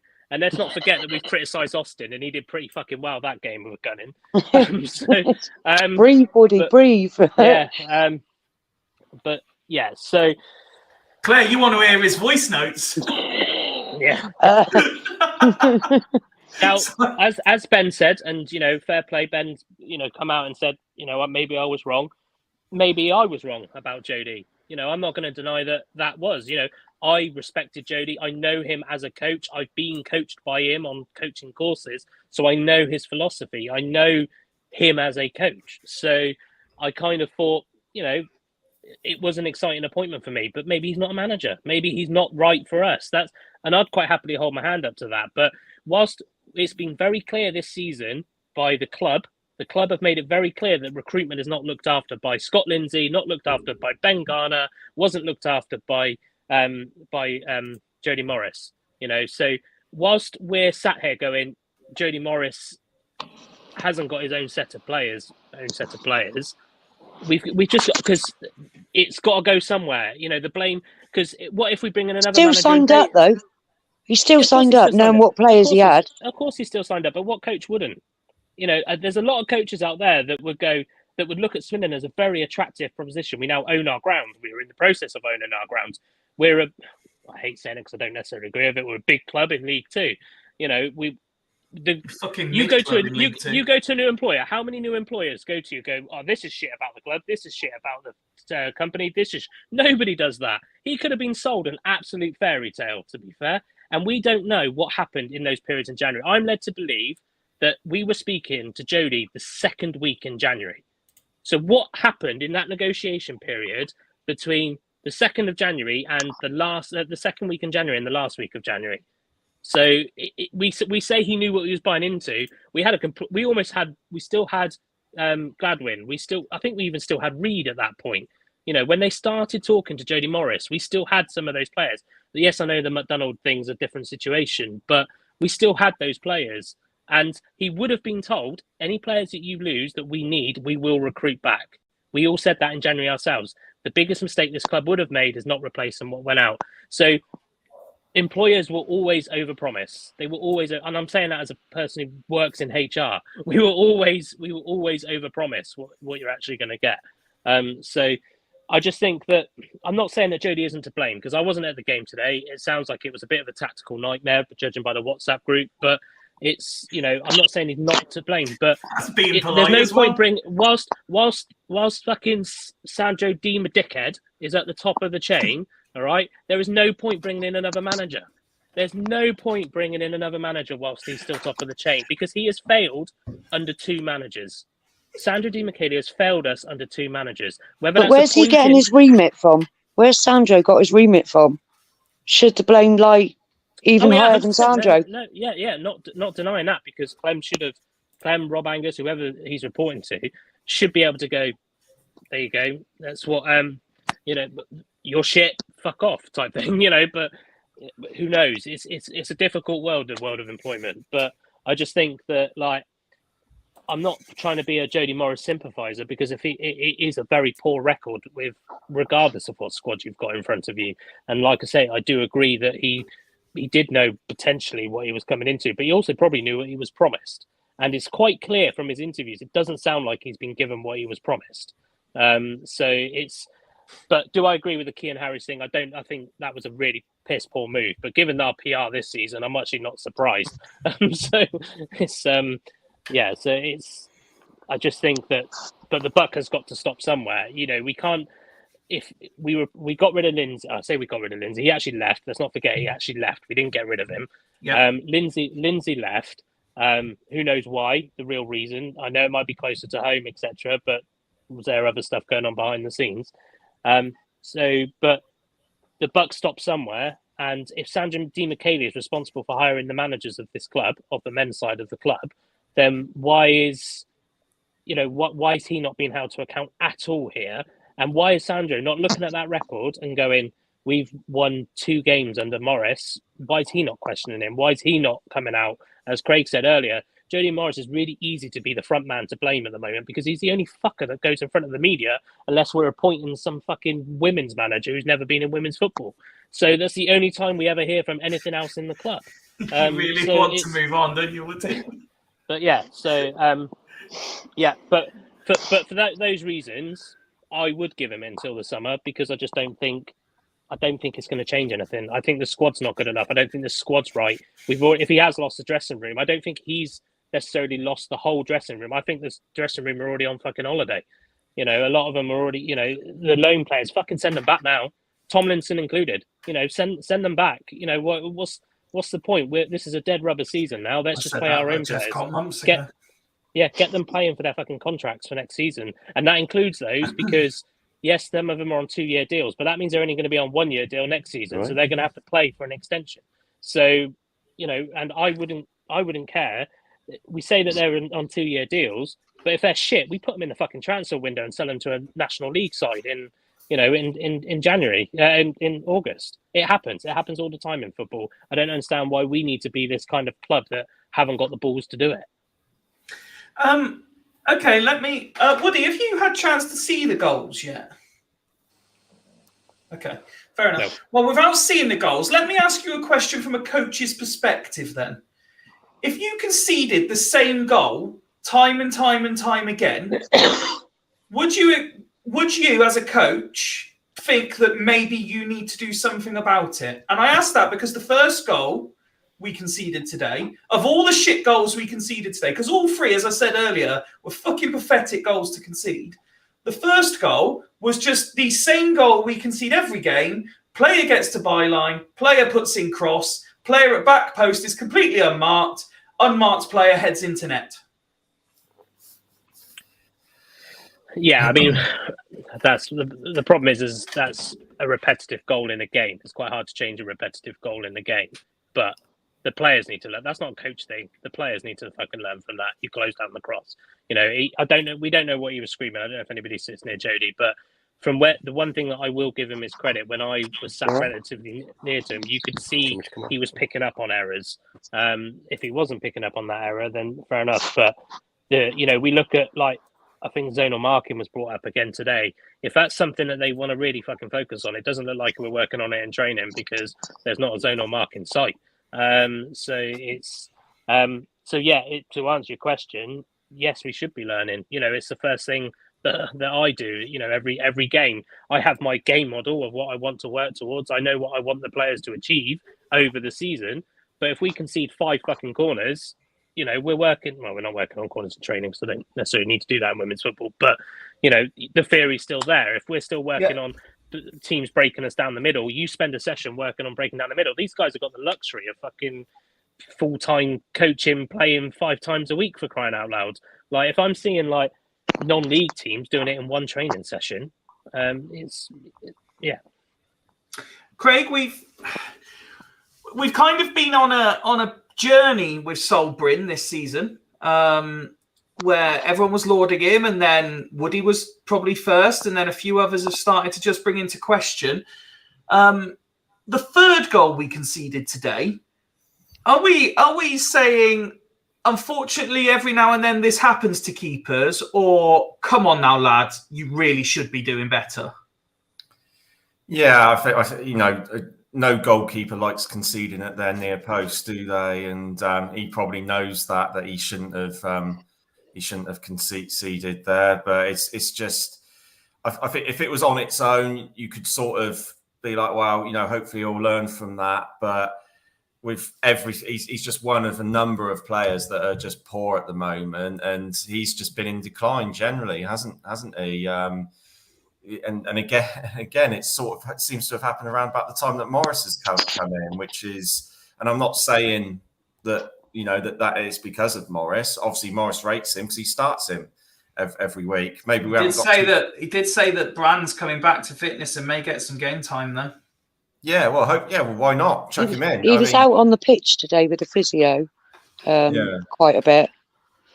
Yeah, I think the only thing I'm worried about is if because normally if you don't play a player on loan, you have to pay their wages normally or a percentage of their wages. So there might be a financial thing involved in him having to play him. But it is worrying his decline, and he should have done better with that third goal, definitely. But again, he's the last line of defence. They got through a lot of our players in order to get to that position in the first place. So it's not just Bryn at fault for that third goal. It's all of them, I'm afraid. Okay. Let's take a sidestep for a moment then, while we let you regather your thoughts, compose, and decide if there's anything additional you want to discuss from today's game specifically, or Claire, as your sort of semi-regular, wider. Just in case picture. Liam's listening, right? This is for Liam if he's listening. No, we're not moaning that we lost because of a ref today, okay? And the ref did okay.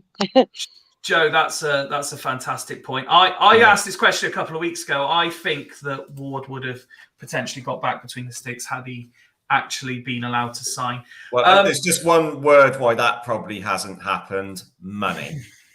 Okay.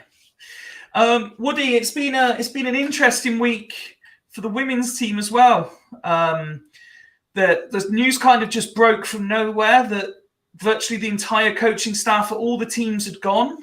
A day later, they were announcing a new first team women's coach. I don't believe the other spots have actually been filled yet, to my knowledge. But then even the way, and again, you're much more knowledgeable. I lean on you a lot for this kind of thing. But for me, looking at the outside, first, the way that I think it was the Adver were reporting it about the likes of James leaving was wrong. The tone of it was all wrong. It kind of suggested it was because they'd lost at Southampton, the way I read it. And then the way it was initially announced of the new coach coming in wasn't technically correct either. Yeah, I had great fun yesterday, didn't I? I think, I do think the Adver was a bit, cuntish, really, in the way that they reported it. Kind of savage. Woody's just dropped the C-bomb. Oh dear. Well, the only reason I say that is because you don't really mix the terminology volunteer with the word sack.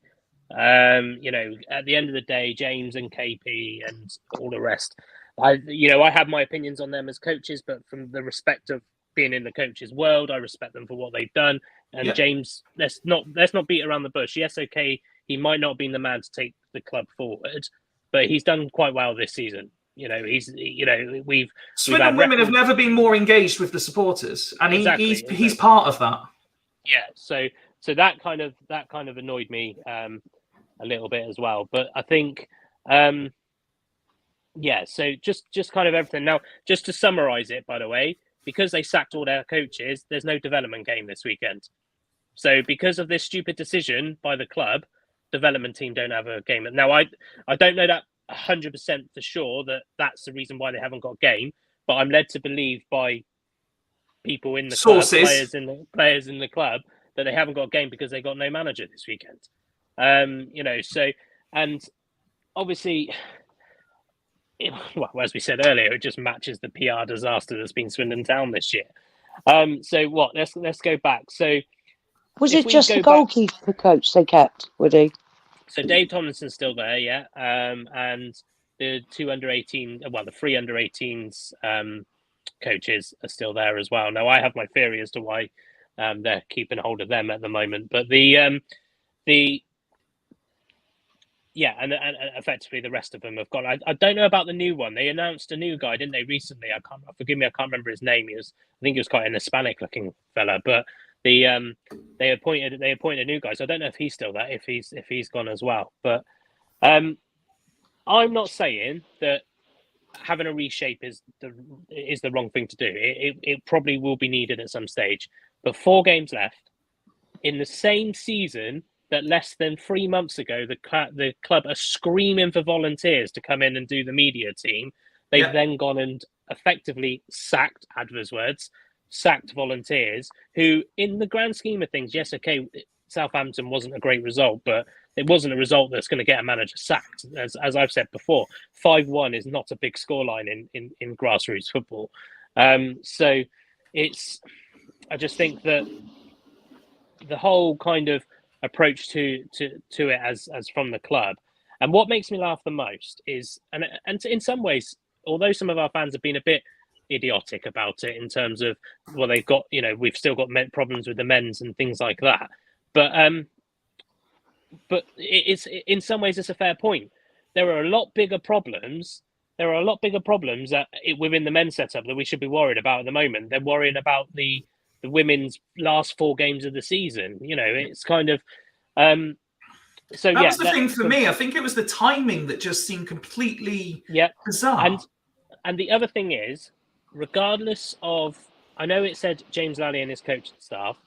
It said James Lally and KP, who I think, and like I said, I don't know what's happened to the other lad, and obviously Dave's still there.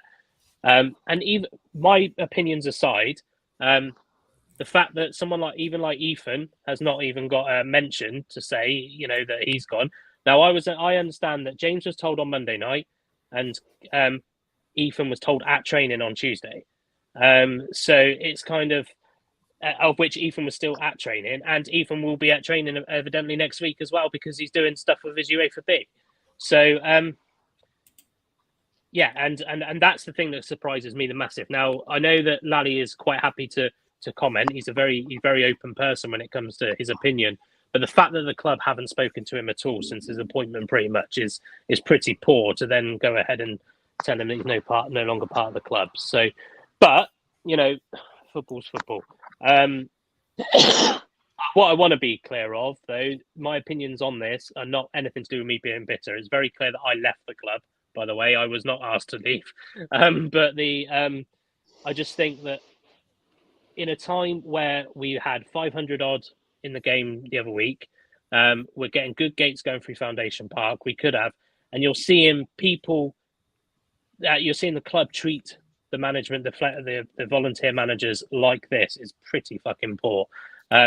Not to mention, we very much had Bowds and Ree on the same night, had them on our podcast, and they were saying how much the players like James and things like that. And losing a manager, I messaged Bowds, I think it was last night or the night before, losing a guy who, you have a good connection with as players is fucking hard. Those players will take some of those players that have, he's not everybody's cup of tea. Of course he won't be, but that's football.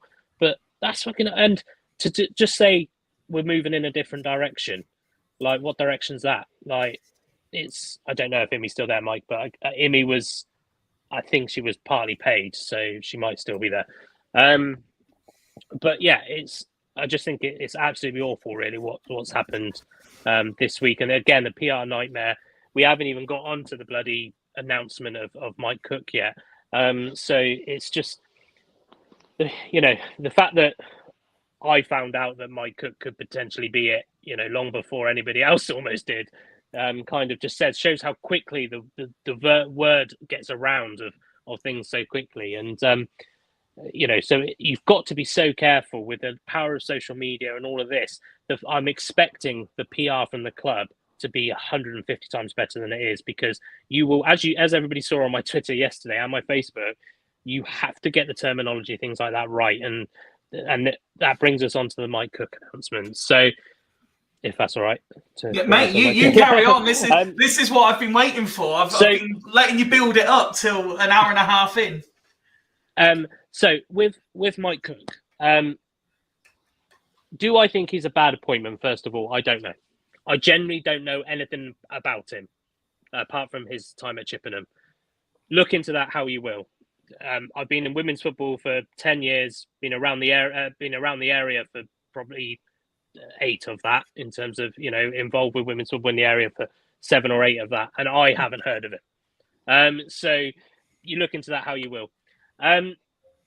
Obviously, he did some stuff at Chippenham. Doesn't sound. He sounds like he might potentially fit the blueprint a little bit, because the first thing you see on Wikipedia is a criminal charge. I'm not going to hold that against him, but it almost feels like that's the STFC blueprint nowadays. But on that aspect of it, yeah, he's a pro licensed coach. So fucking what? Like, what's a pro licensed coach got to do with women's football? He hasn't coached at a professional football club. That's, he's been at, what was it, Gloucester, at Chippenham.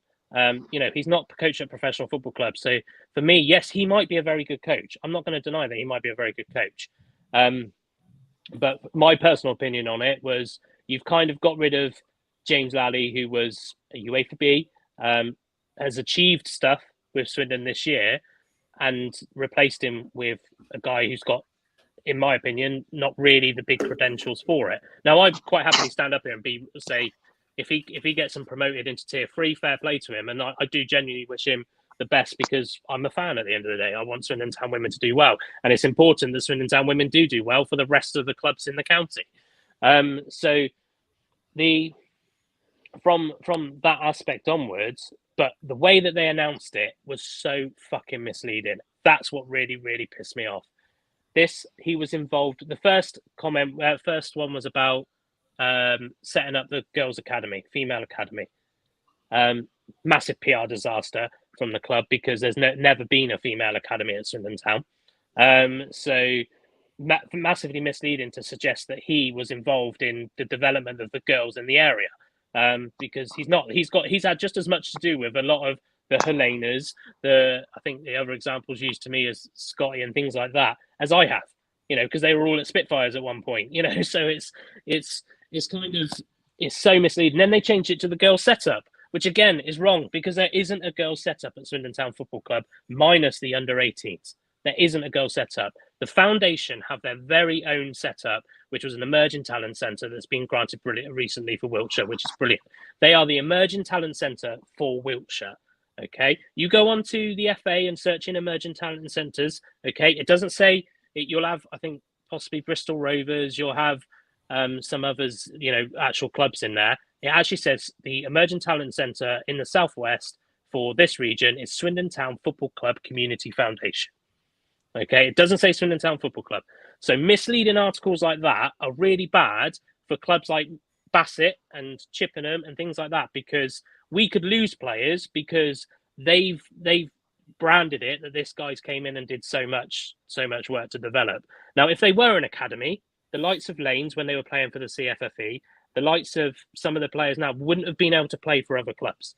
Now, I know that the foundation have never ever really encouraged players to go play for Swindon Town women, and that's not. I'm not going against them for that. I'm not going against, because I love the foundation. I love what they do. My son's there at the moment. I love what they do. But they have never, ever, you go on their website, they don't promote Swindon Town women. They don't, they're there because they're the emerging talent centre. They want players to come from Wantage. They want players to come from, Chippenham and surrounding areas, Devizes, Melksham.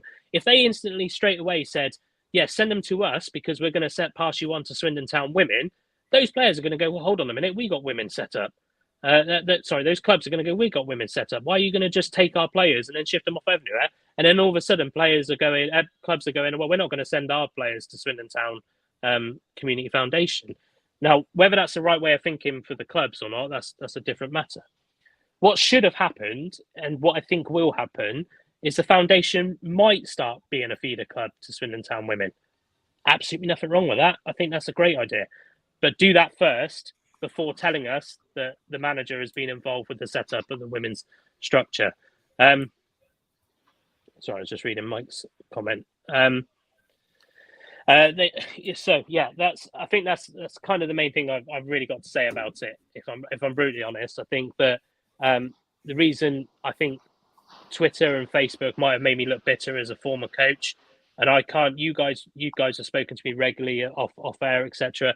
I cannot promote Swindon Town women enough, because in my own self interest, I need them to do well, because they can only have a squad of 40 players. I want the other, I want the players that aren't good enough to play for Swindon Town. So I need Swindon Town to do well. And likewise, as we've all said, I'm a fan. So it's not the bitter, and that's why I decided yesterday to say I'm going to say something, because if Ethan had said it, if KP had said it, if James Lally had said it, it would have come across as just a bitter comment from them. But really piss poor from the club. And the final bit on it is Rob Angus making the announcement. Rob Angus doing the interviews. Rob Angus is a big promoter of the women's side. Get that. But why have we? Is Sandra Di Michele just the technical director for the men's side? Is that clear anywhere? I don't know.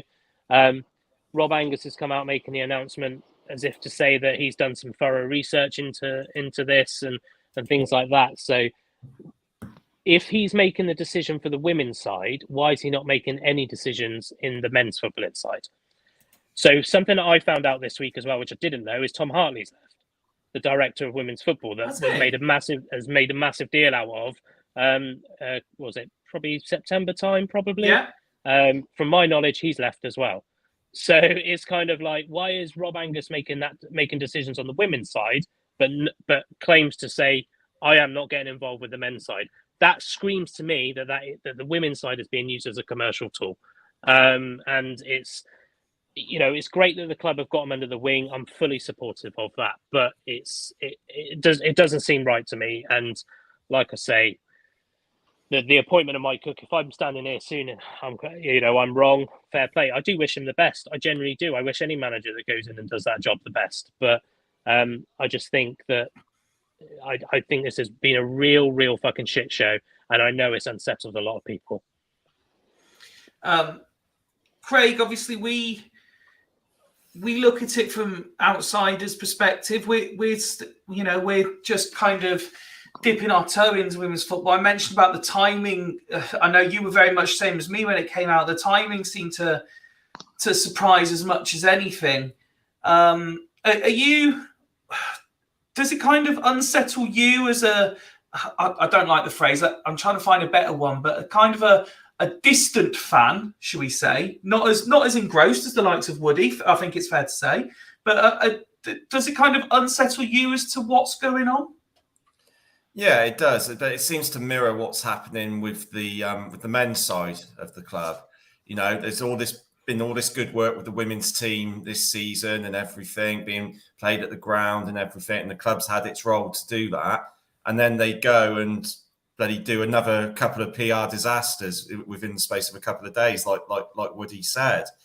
And there's a running theme there, and I just don't get it. How many more times is this club going to shoot itself in the foot?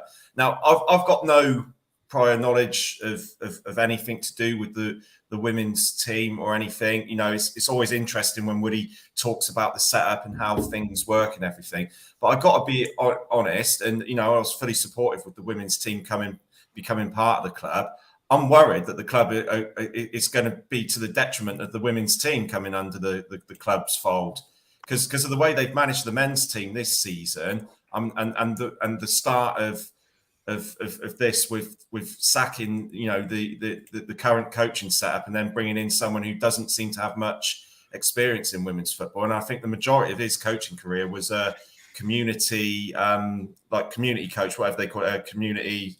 When they go around the schools and everything and do coaching sessions, that sort of thing. So, from a CV point of view, it didn't look that impressive. But like I said, I don't know as much about the women's game. But that is my concern, that now that they're under the club's wing and we've seen how much the club has fucked things up this season, I really do fear for the women's team. That might be me fear-mongering or just being a bit hysterical, but it is something that does concern me. And watching the women's team this season and talking to people like Bowds and Ree the other night and Beth when she was there, and listening to Grace and people like that, it's such a joy to see that. And my daughter's liking football at the moment, and I want her to see that, and I want, same as Woody, I want Swindon Town women to be successful, because it'll be good for women's football all across the town and the country. And if my daughter does decide to get into football, it might be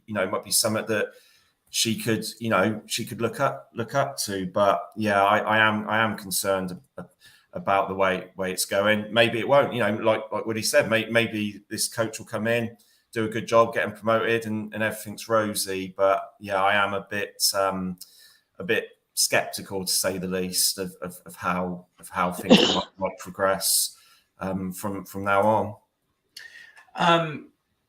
As much as we talk about what's going on off the pitch, it's important to recognise what's going on the pitch as well. There is a game this Sunday. I'm going to get this wrong. I'm going to get this the wrong way around, aren't I? Fairford this weekend at home.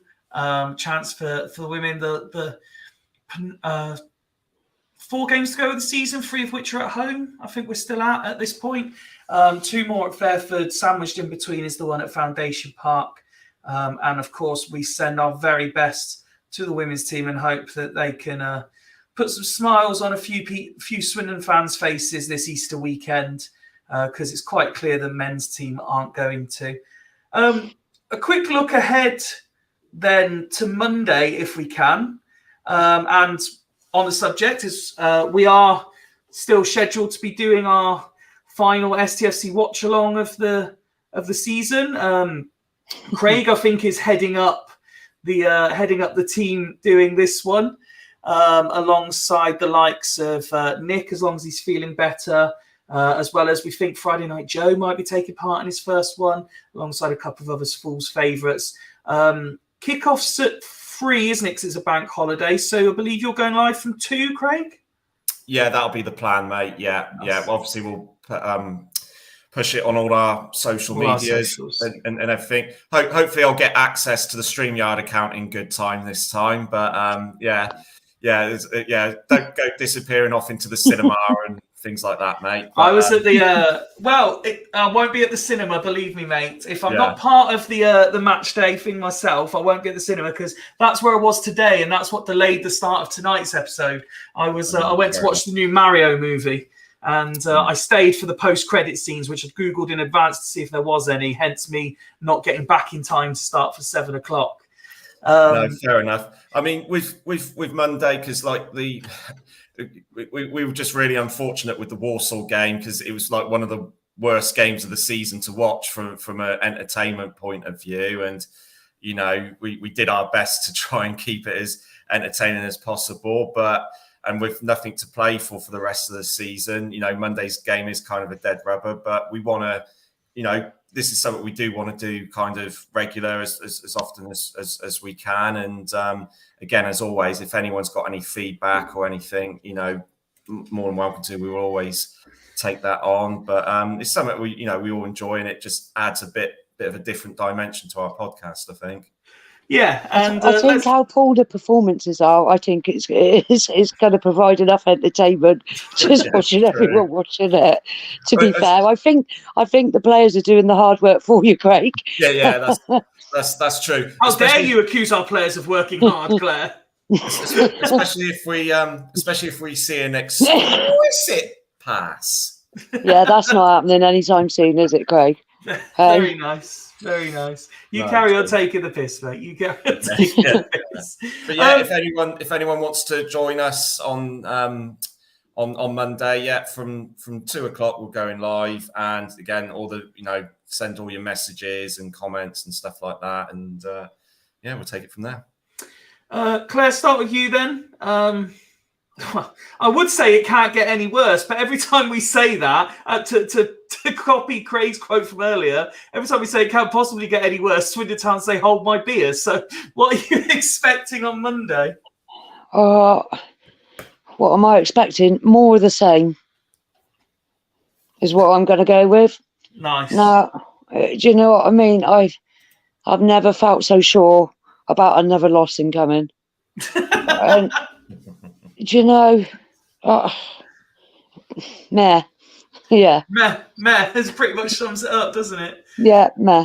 If you on the assumption, apart from the longer term injuries that we know about, the likes of Kean, if you could make any changes to today's starting 11 based on what you saw today, what would you like to see?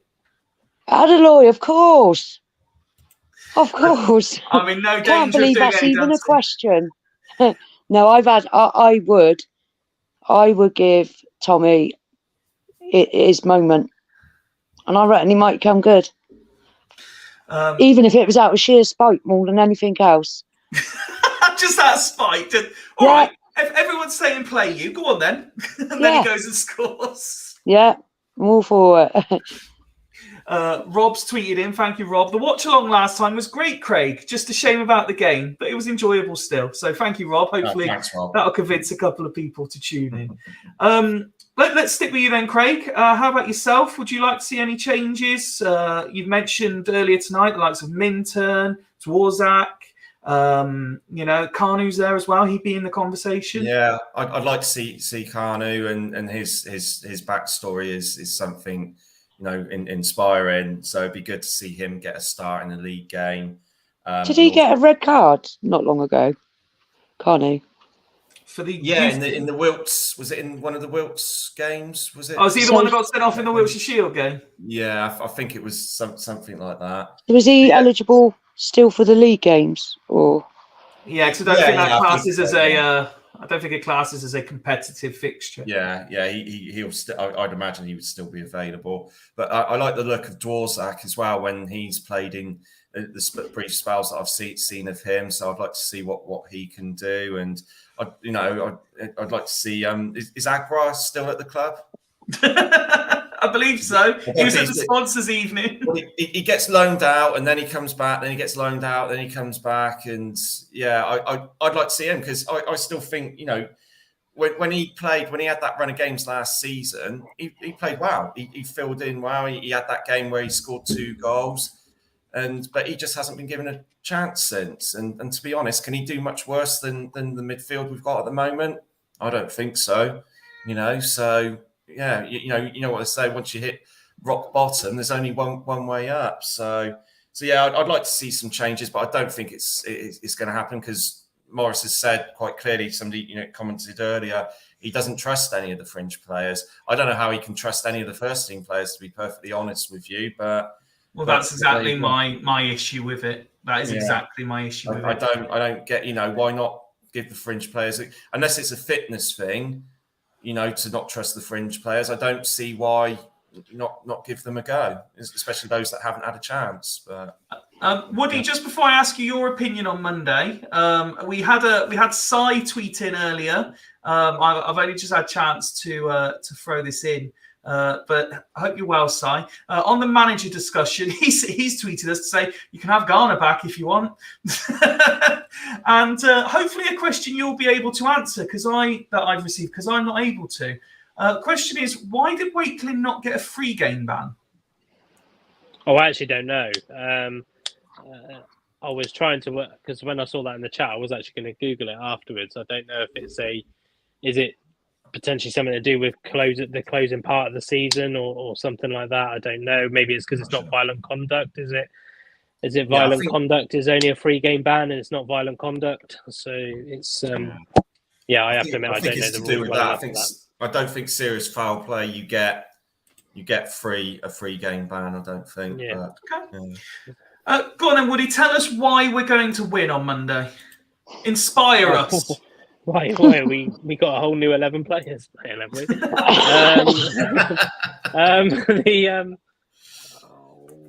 I hate predicting that we're going to lose, but I'm really with Claire. Get used to it, Woody. Get used to it. I have a feeling you might need to. I'd like to see changes. I know it's very, very, very improbable now, but is it mathematically still possible? Don't you start, Woody. Fuck off. Fuck right off. I guess I wouldn't be surprised if we don't make too many changes because potentially, especially with the loan players, have have they paid enough money to not get played enough games to not have for us not to have to pay for them, etc. Fucking hell. I agree with Craig. I hope we see Aguilar, but I don't think we do. I don't think he's in JD's plans at all. But yeah, he's got to see a point. There's got to be a cut-off point somewhere that says, right, I'm going to start playing the Dvořáks. I'm going to start playing. Because the funny thing is about Dvořák is he's actually a really good player. When he's played, he's looked really, really good. So I don't understand why there isn't any faith in putting him in. Well, this is what I was saying earlier, Woody. Is it because Jody Morris is used to coaching the elite level academy players, and he looks at Dvořák and thinks he's not to the standard that I want, forgetting that he's in League Two and our academy has had minimal investment, but can still produce really good players? Maybe. I don't know. I hope it's not that, because that's a very, I guess, arrogant view if that's the view he's got. But whether it's subconscious or not, it's still an arrogant view for him. But I can't see much change in. The only thing I probably can see, if Charlie's had as a bad game as he said, as people have said today, I wouldn't be surprised if he starts on the bench on Monday and they'll hide it with some sort of, oh, he can't play 2 games in 4 days or whatever. At this stage of the season, we've got 150 games in April apparently. So I think, I don't think we'll see too many. But there's also, if he doesn't trust his fringe players, there's not much he can change. You know, I was quite surprised. I know everybody had their opinion on him, but I was still quite surprised to see Williams on the bench today, to be fair. Because, well, he's replied to that in the right way, hasn't he? But I don't think there's going to be any changes because we just don't have it. We don't have, if he doesn't have trust in his fringe players, we've got nobody coming back, have we? So it's just going to be shit. I agree with that, Dan. Like, I guess it's really easy for us fans to turn around and say, let's just give the youth a chance now, blah blah blah. I know it's really easy and it's a lot, but I do feel that we do need to start looking at the players that we know, keep playing the players that he knows he wants to keep hold of next season. That's how he should approach it for me. Try and bleed the youth in a little bit. I'm not saying change every fucking player and put a load of youth players in. But, players like Dvořák, players like Minturn, who haven't really done too much wrong when they've actually played, just put them in there now. Just put them in and see what they're about. I'd rather their passion at the moment. I'll take that any day. Claire made the excellent point, and we've said it in recent episodes. There's nobody, fans are feeling disengaged. Even with Charlie Austin there, fans aren't feeling that connection. Maybe having a Dvořák, a Minturn, a Kanu, maybe that is the player that the fans get behind and say, you've got this. Yeah. And Nick's saying Wakelin actually did miss 3 games. I must be missing one. I thought he'd missed 2. We'll come back to that. Yeah. You're right. From a sort of, to sort of get the fans back on thing. I mean, that shouldn't be the be all and end all. But what have you got to lose, really? And you're right, Fifey. That could, if Kanu got a goal or something, or we see Dvořák do a bit of skill, or Minturn doing a good tackle, goal line clearance or something. That not only can that can change game. That might change the sort of perception that we've got for the end of the season. And give us hope for next season. Does anyone? Actually, before I do that, let's go round. Starting with Claire. Predictions for Monday, please. I'm just trying to work out how many we'll lose by. I'll go 3-1 loss. 3-1 defeat. Great start to predictions. Woody? Sorry. I think that open training session will be cancelled, by the way. I reckon, right, I'm fed up of predicting we're going to win. That's the spirit. So I think we're going to nick it 1-0. Craig? I was going to go 3-1 as well, but just to make it different, I'll say 4-1. We just leave 3-1 each half. We just leave goals again. I predicted 4-1 today. I was close, so I'm going to go 4-1 again for Monday. I'm going To be fair, agree. Sorry, Fifey. I was just thinking when I was at Bassett earlier, I saw that Hepburn Murphy had scored after it was in 3 minutes, and I actually said to someone I was stood with, I went, "Oh, that's good. We're going to lose the game 4-1 then."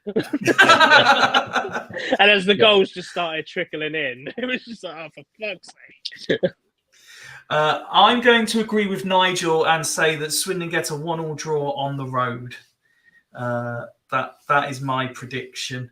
Do any of you have anything else you'd like to add in to the discussion from today's shit show, or do we call it an end at just over 2 hours tonight?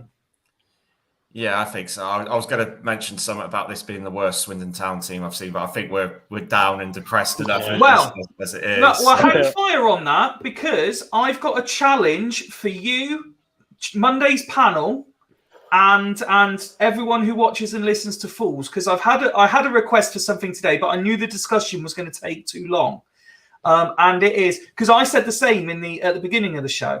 So what we want to know, and save it for Monday's watch along, because if it goes as badly as Claire and Craig and Woody have suggested it could at times, it may be the only thing that entertains us at any point. Put together a Swindon Town 11 that is worse than the current Swindon Town 11. So, we're saying I'm looking for Kovars, I'm looking for Pooks, I'm looking for Dukes. This is what I'm looking for. A bit harsh on Michael Pook. He wasn't too bad. He wasn't that bad. Curran's got to be first on that list, surely. Who? Curran. Yeah, but Curran's Curran? Yes, yeah. So he can be captain. He should have a podcast named after him. Of shit TFC. Yeah. Well, there you go. Get your thinking caps on for Monday. If me and Craig are saying this is the worst Swindon Town team we've seen, for Monday, I would like to hear worse Swindon Town 11s than the current Swindon Town 11, please. I've had messages come in from all three of the Mansfield fans that came on. So thank you very much for your time to Jay, to Lucas, and of course to Russell. Delighted we were able to contribute in arranging for him to meet Lee Peacock. He was absolutely buzzing. Already seen. Wait till Monday. I've seen Anton Rogers is in the chat. We've got Drysdale's been mentioned in the chat. Wait till Monday. It'll give Craig a topic point in case Monday turns to shit. Claire, thank you for jumping on. Always a pleasure to welcome you on. Craig, thank you for being here from the start. Woody, appreciate you jumping in when you did as well. And to everyone who's been with us since the start of this episode, thank you for your contributions. If you're listening back, I'm sorry if it's been dire, but we are fans, and that is how we feel. And that is what Fools Rush In is about, giving people the opportunity to say exactly what they think. But until Monday, from the team that will be doing the live watch along, we wish you a lovely Easter bank holiday weekend, and we'll see you on Monday. Good night. Take my hand, take my whole life too, but I can't help falling in love.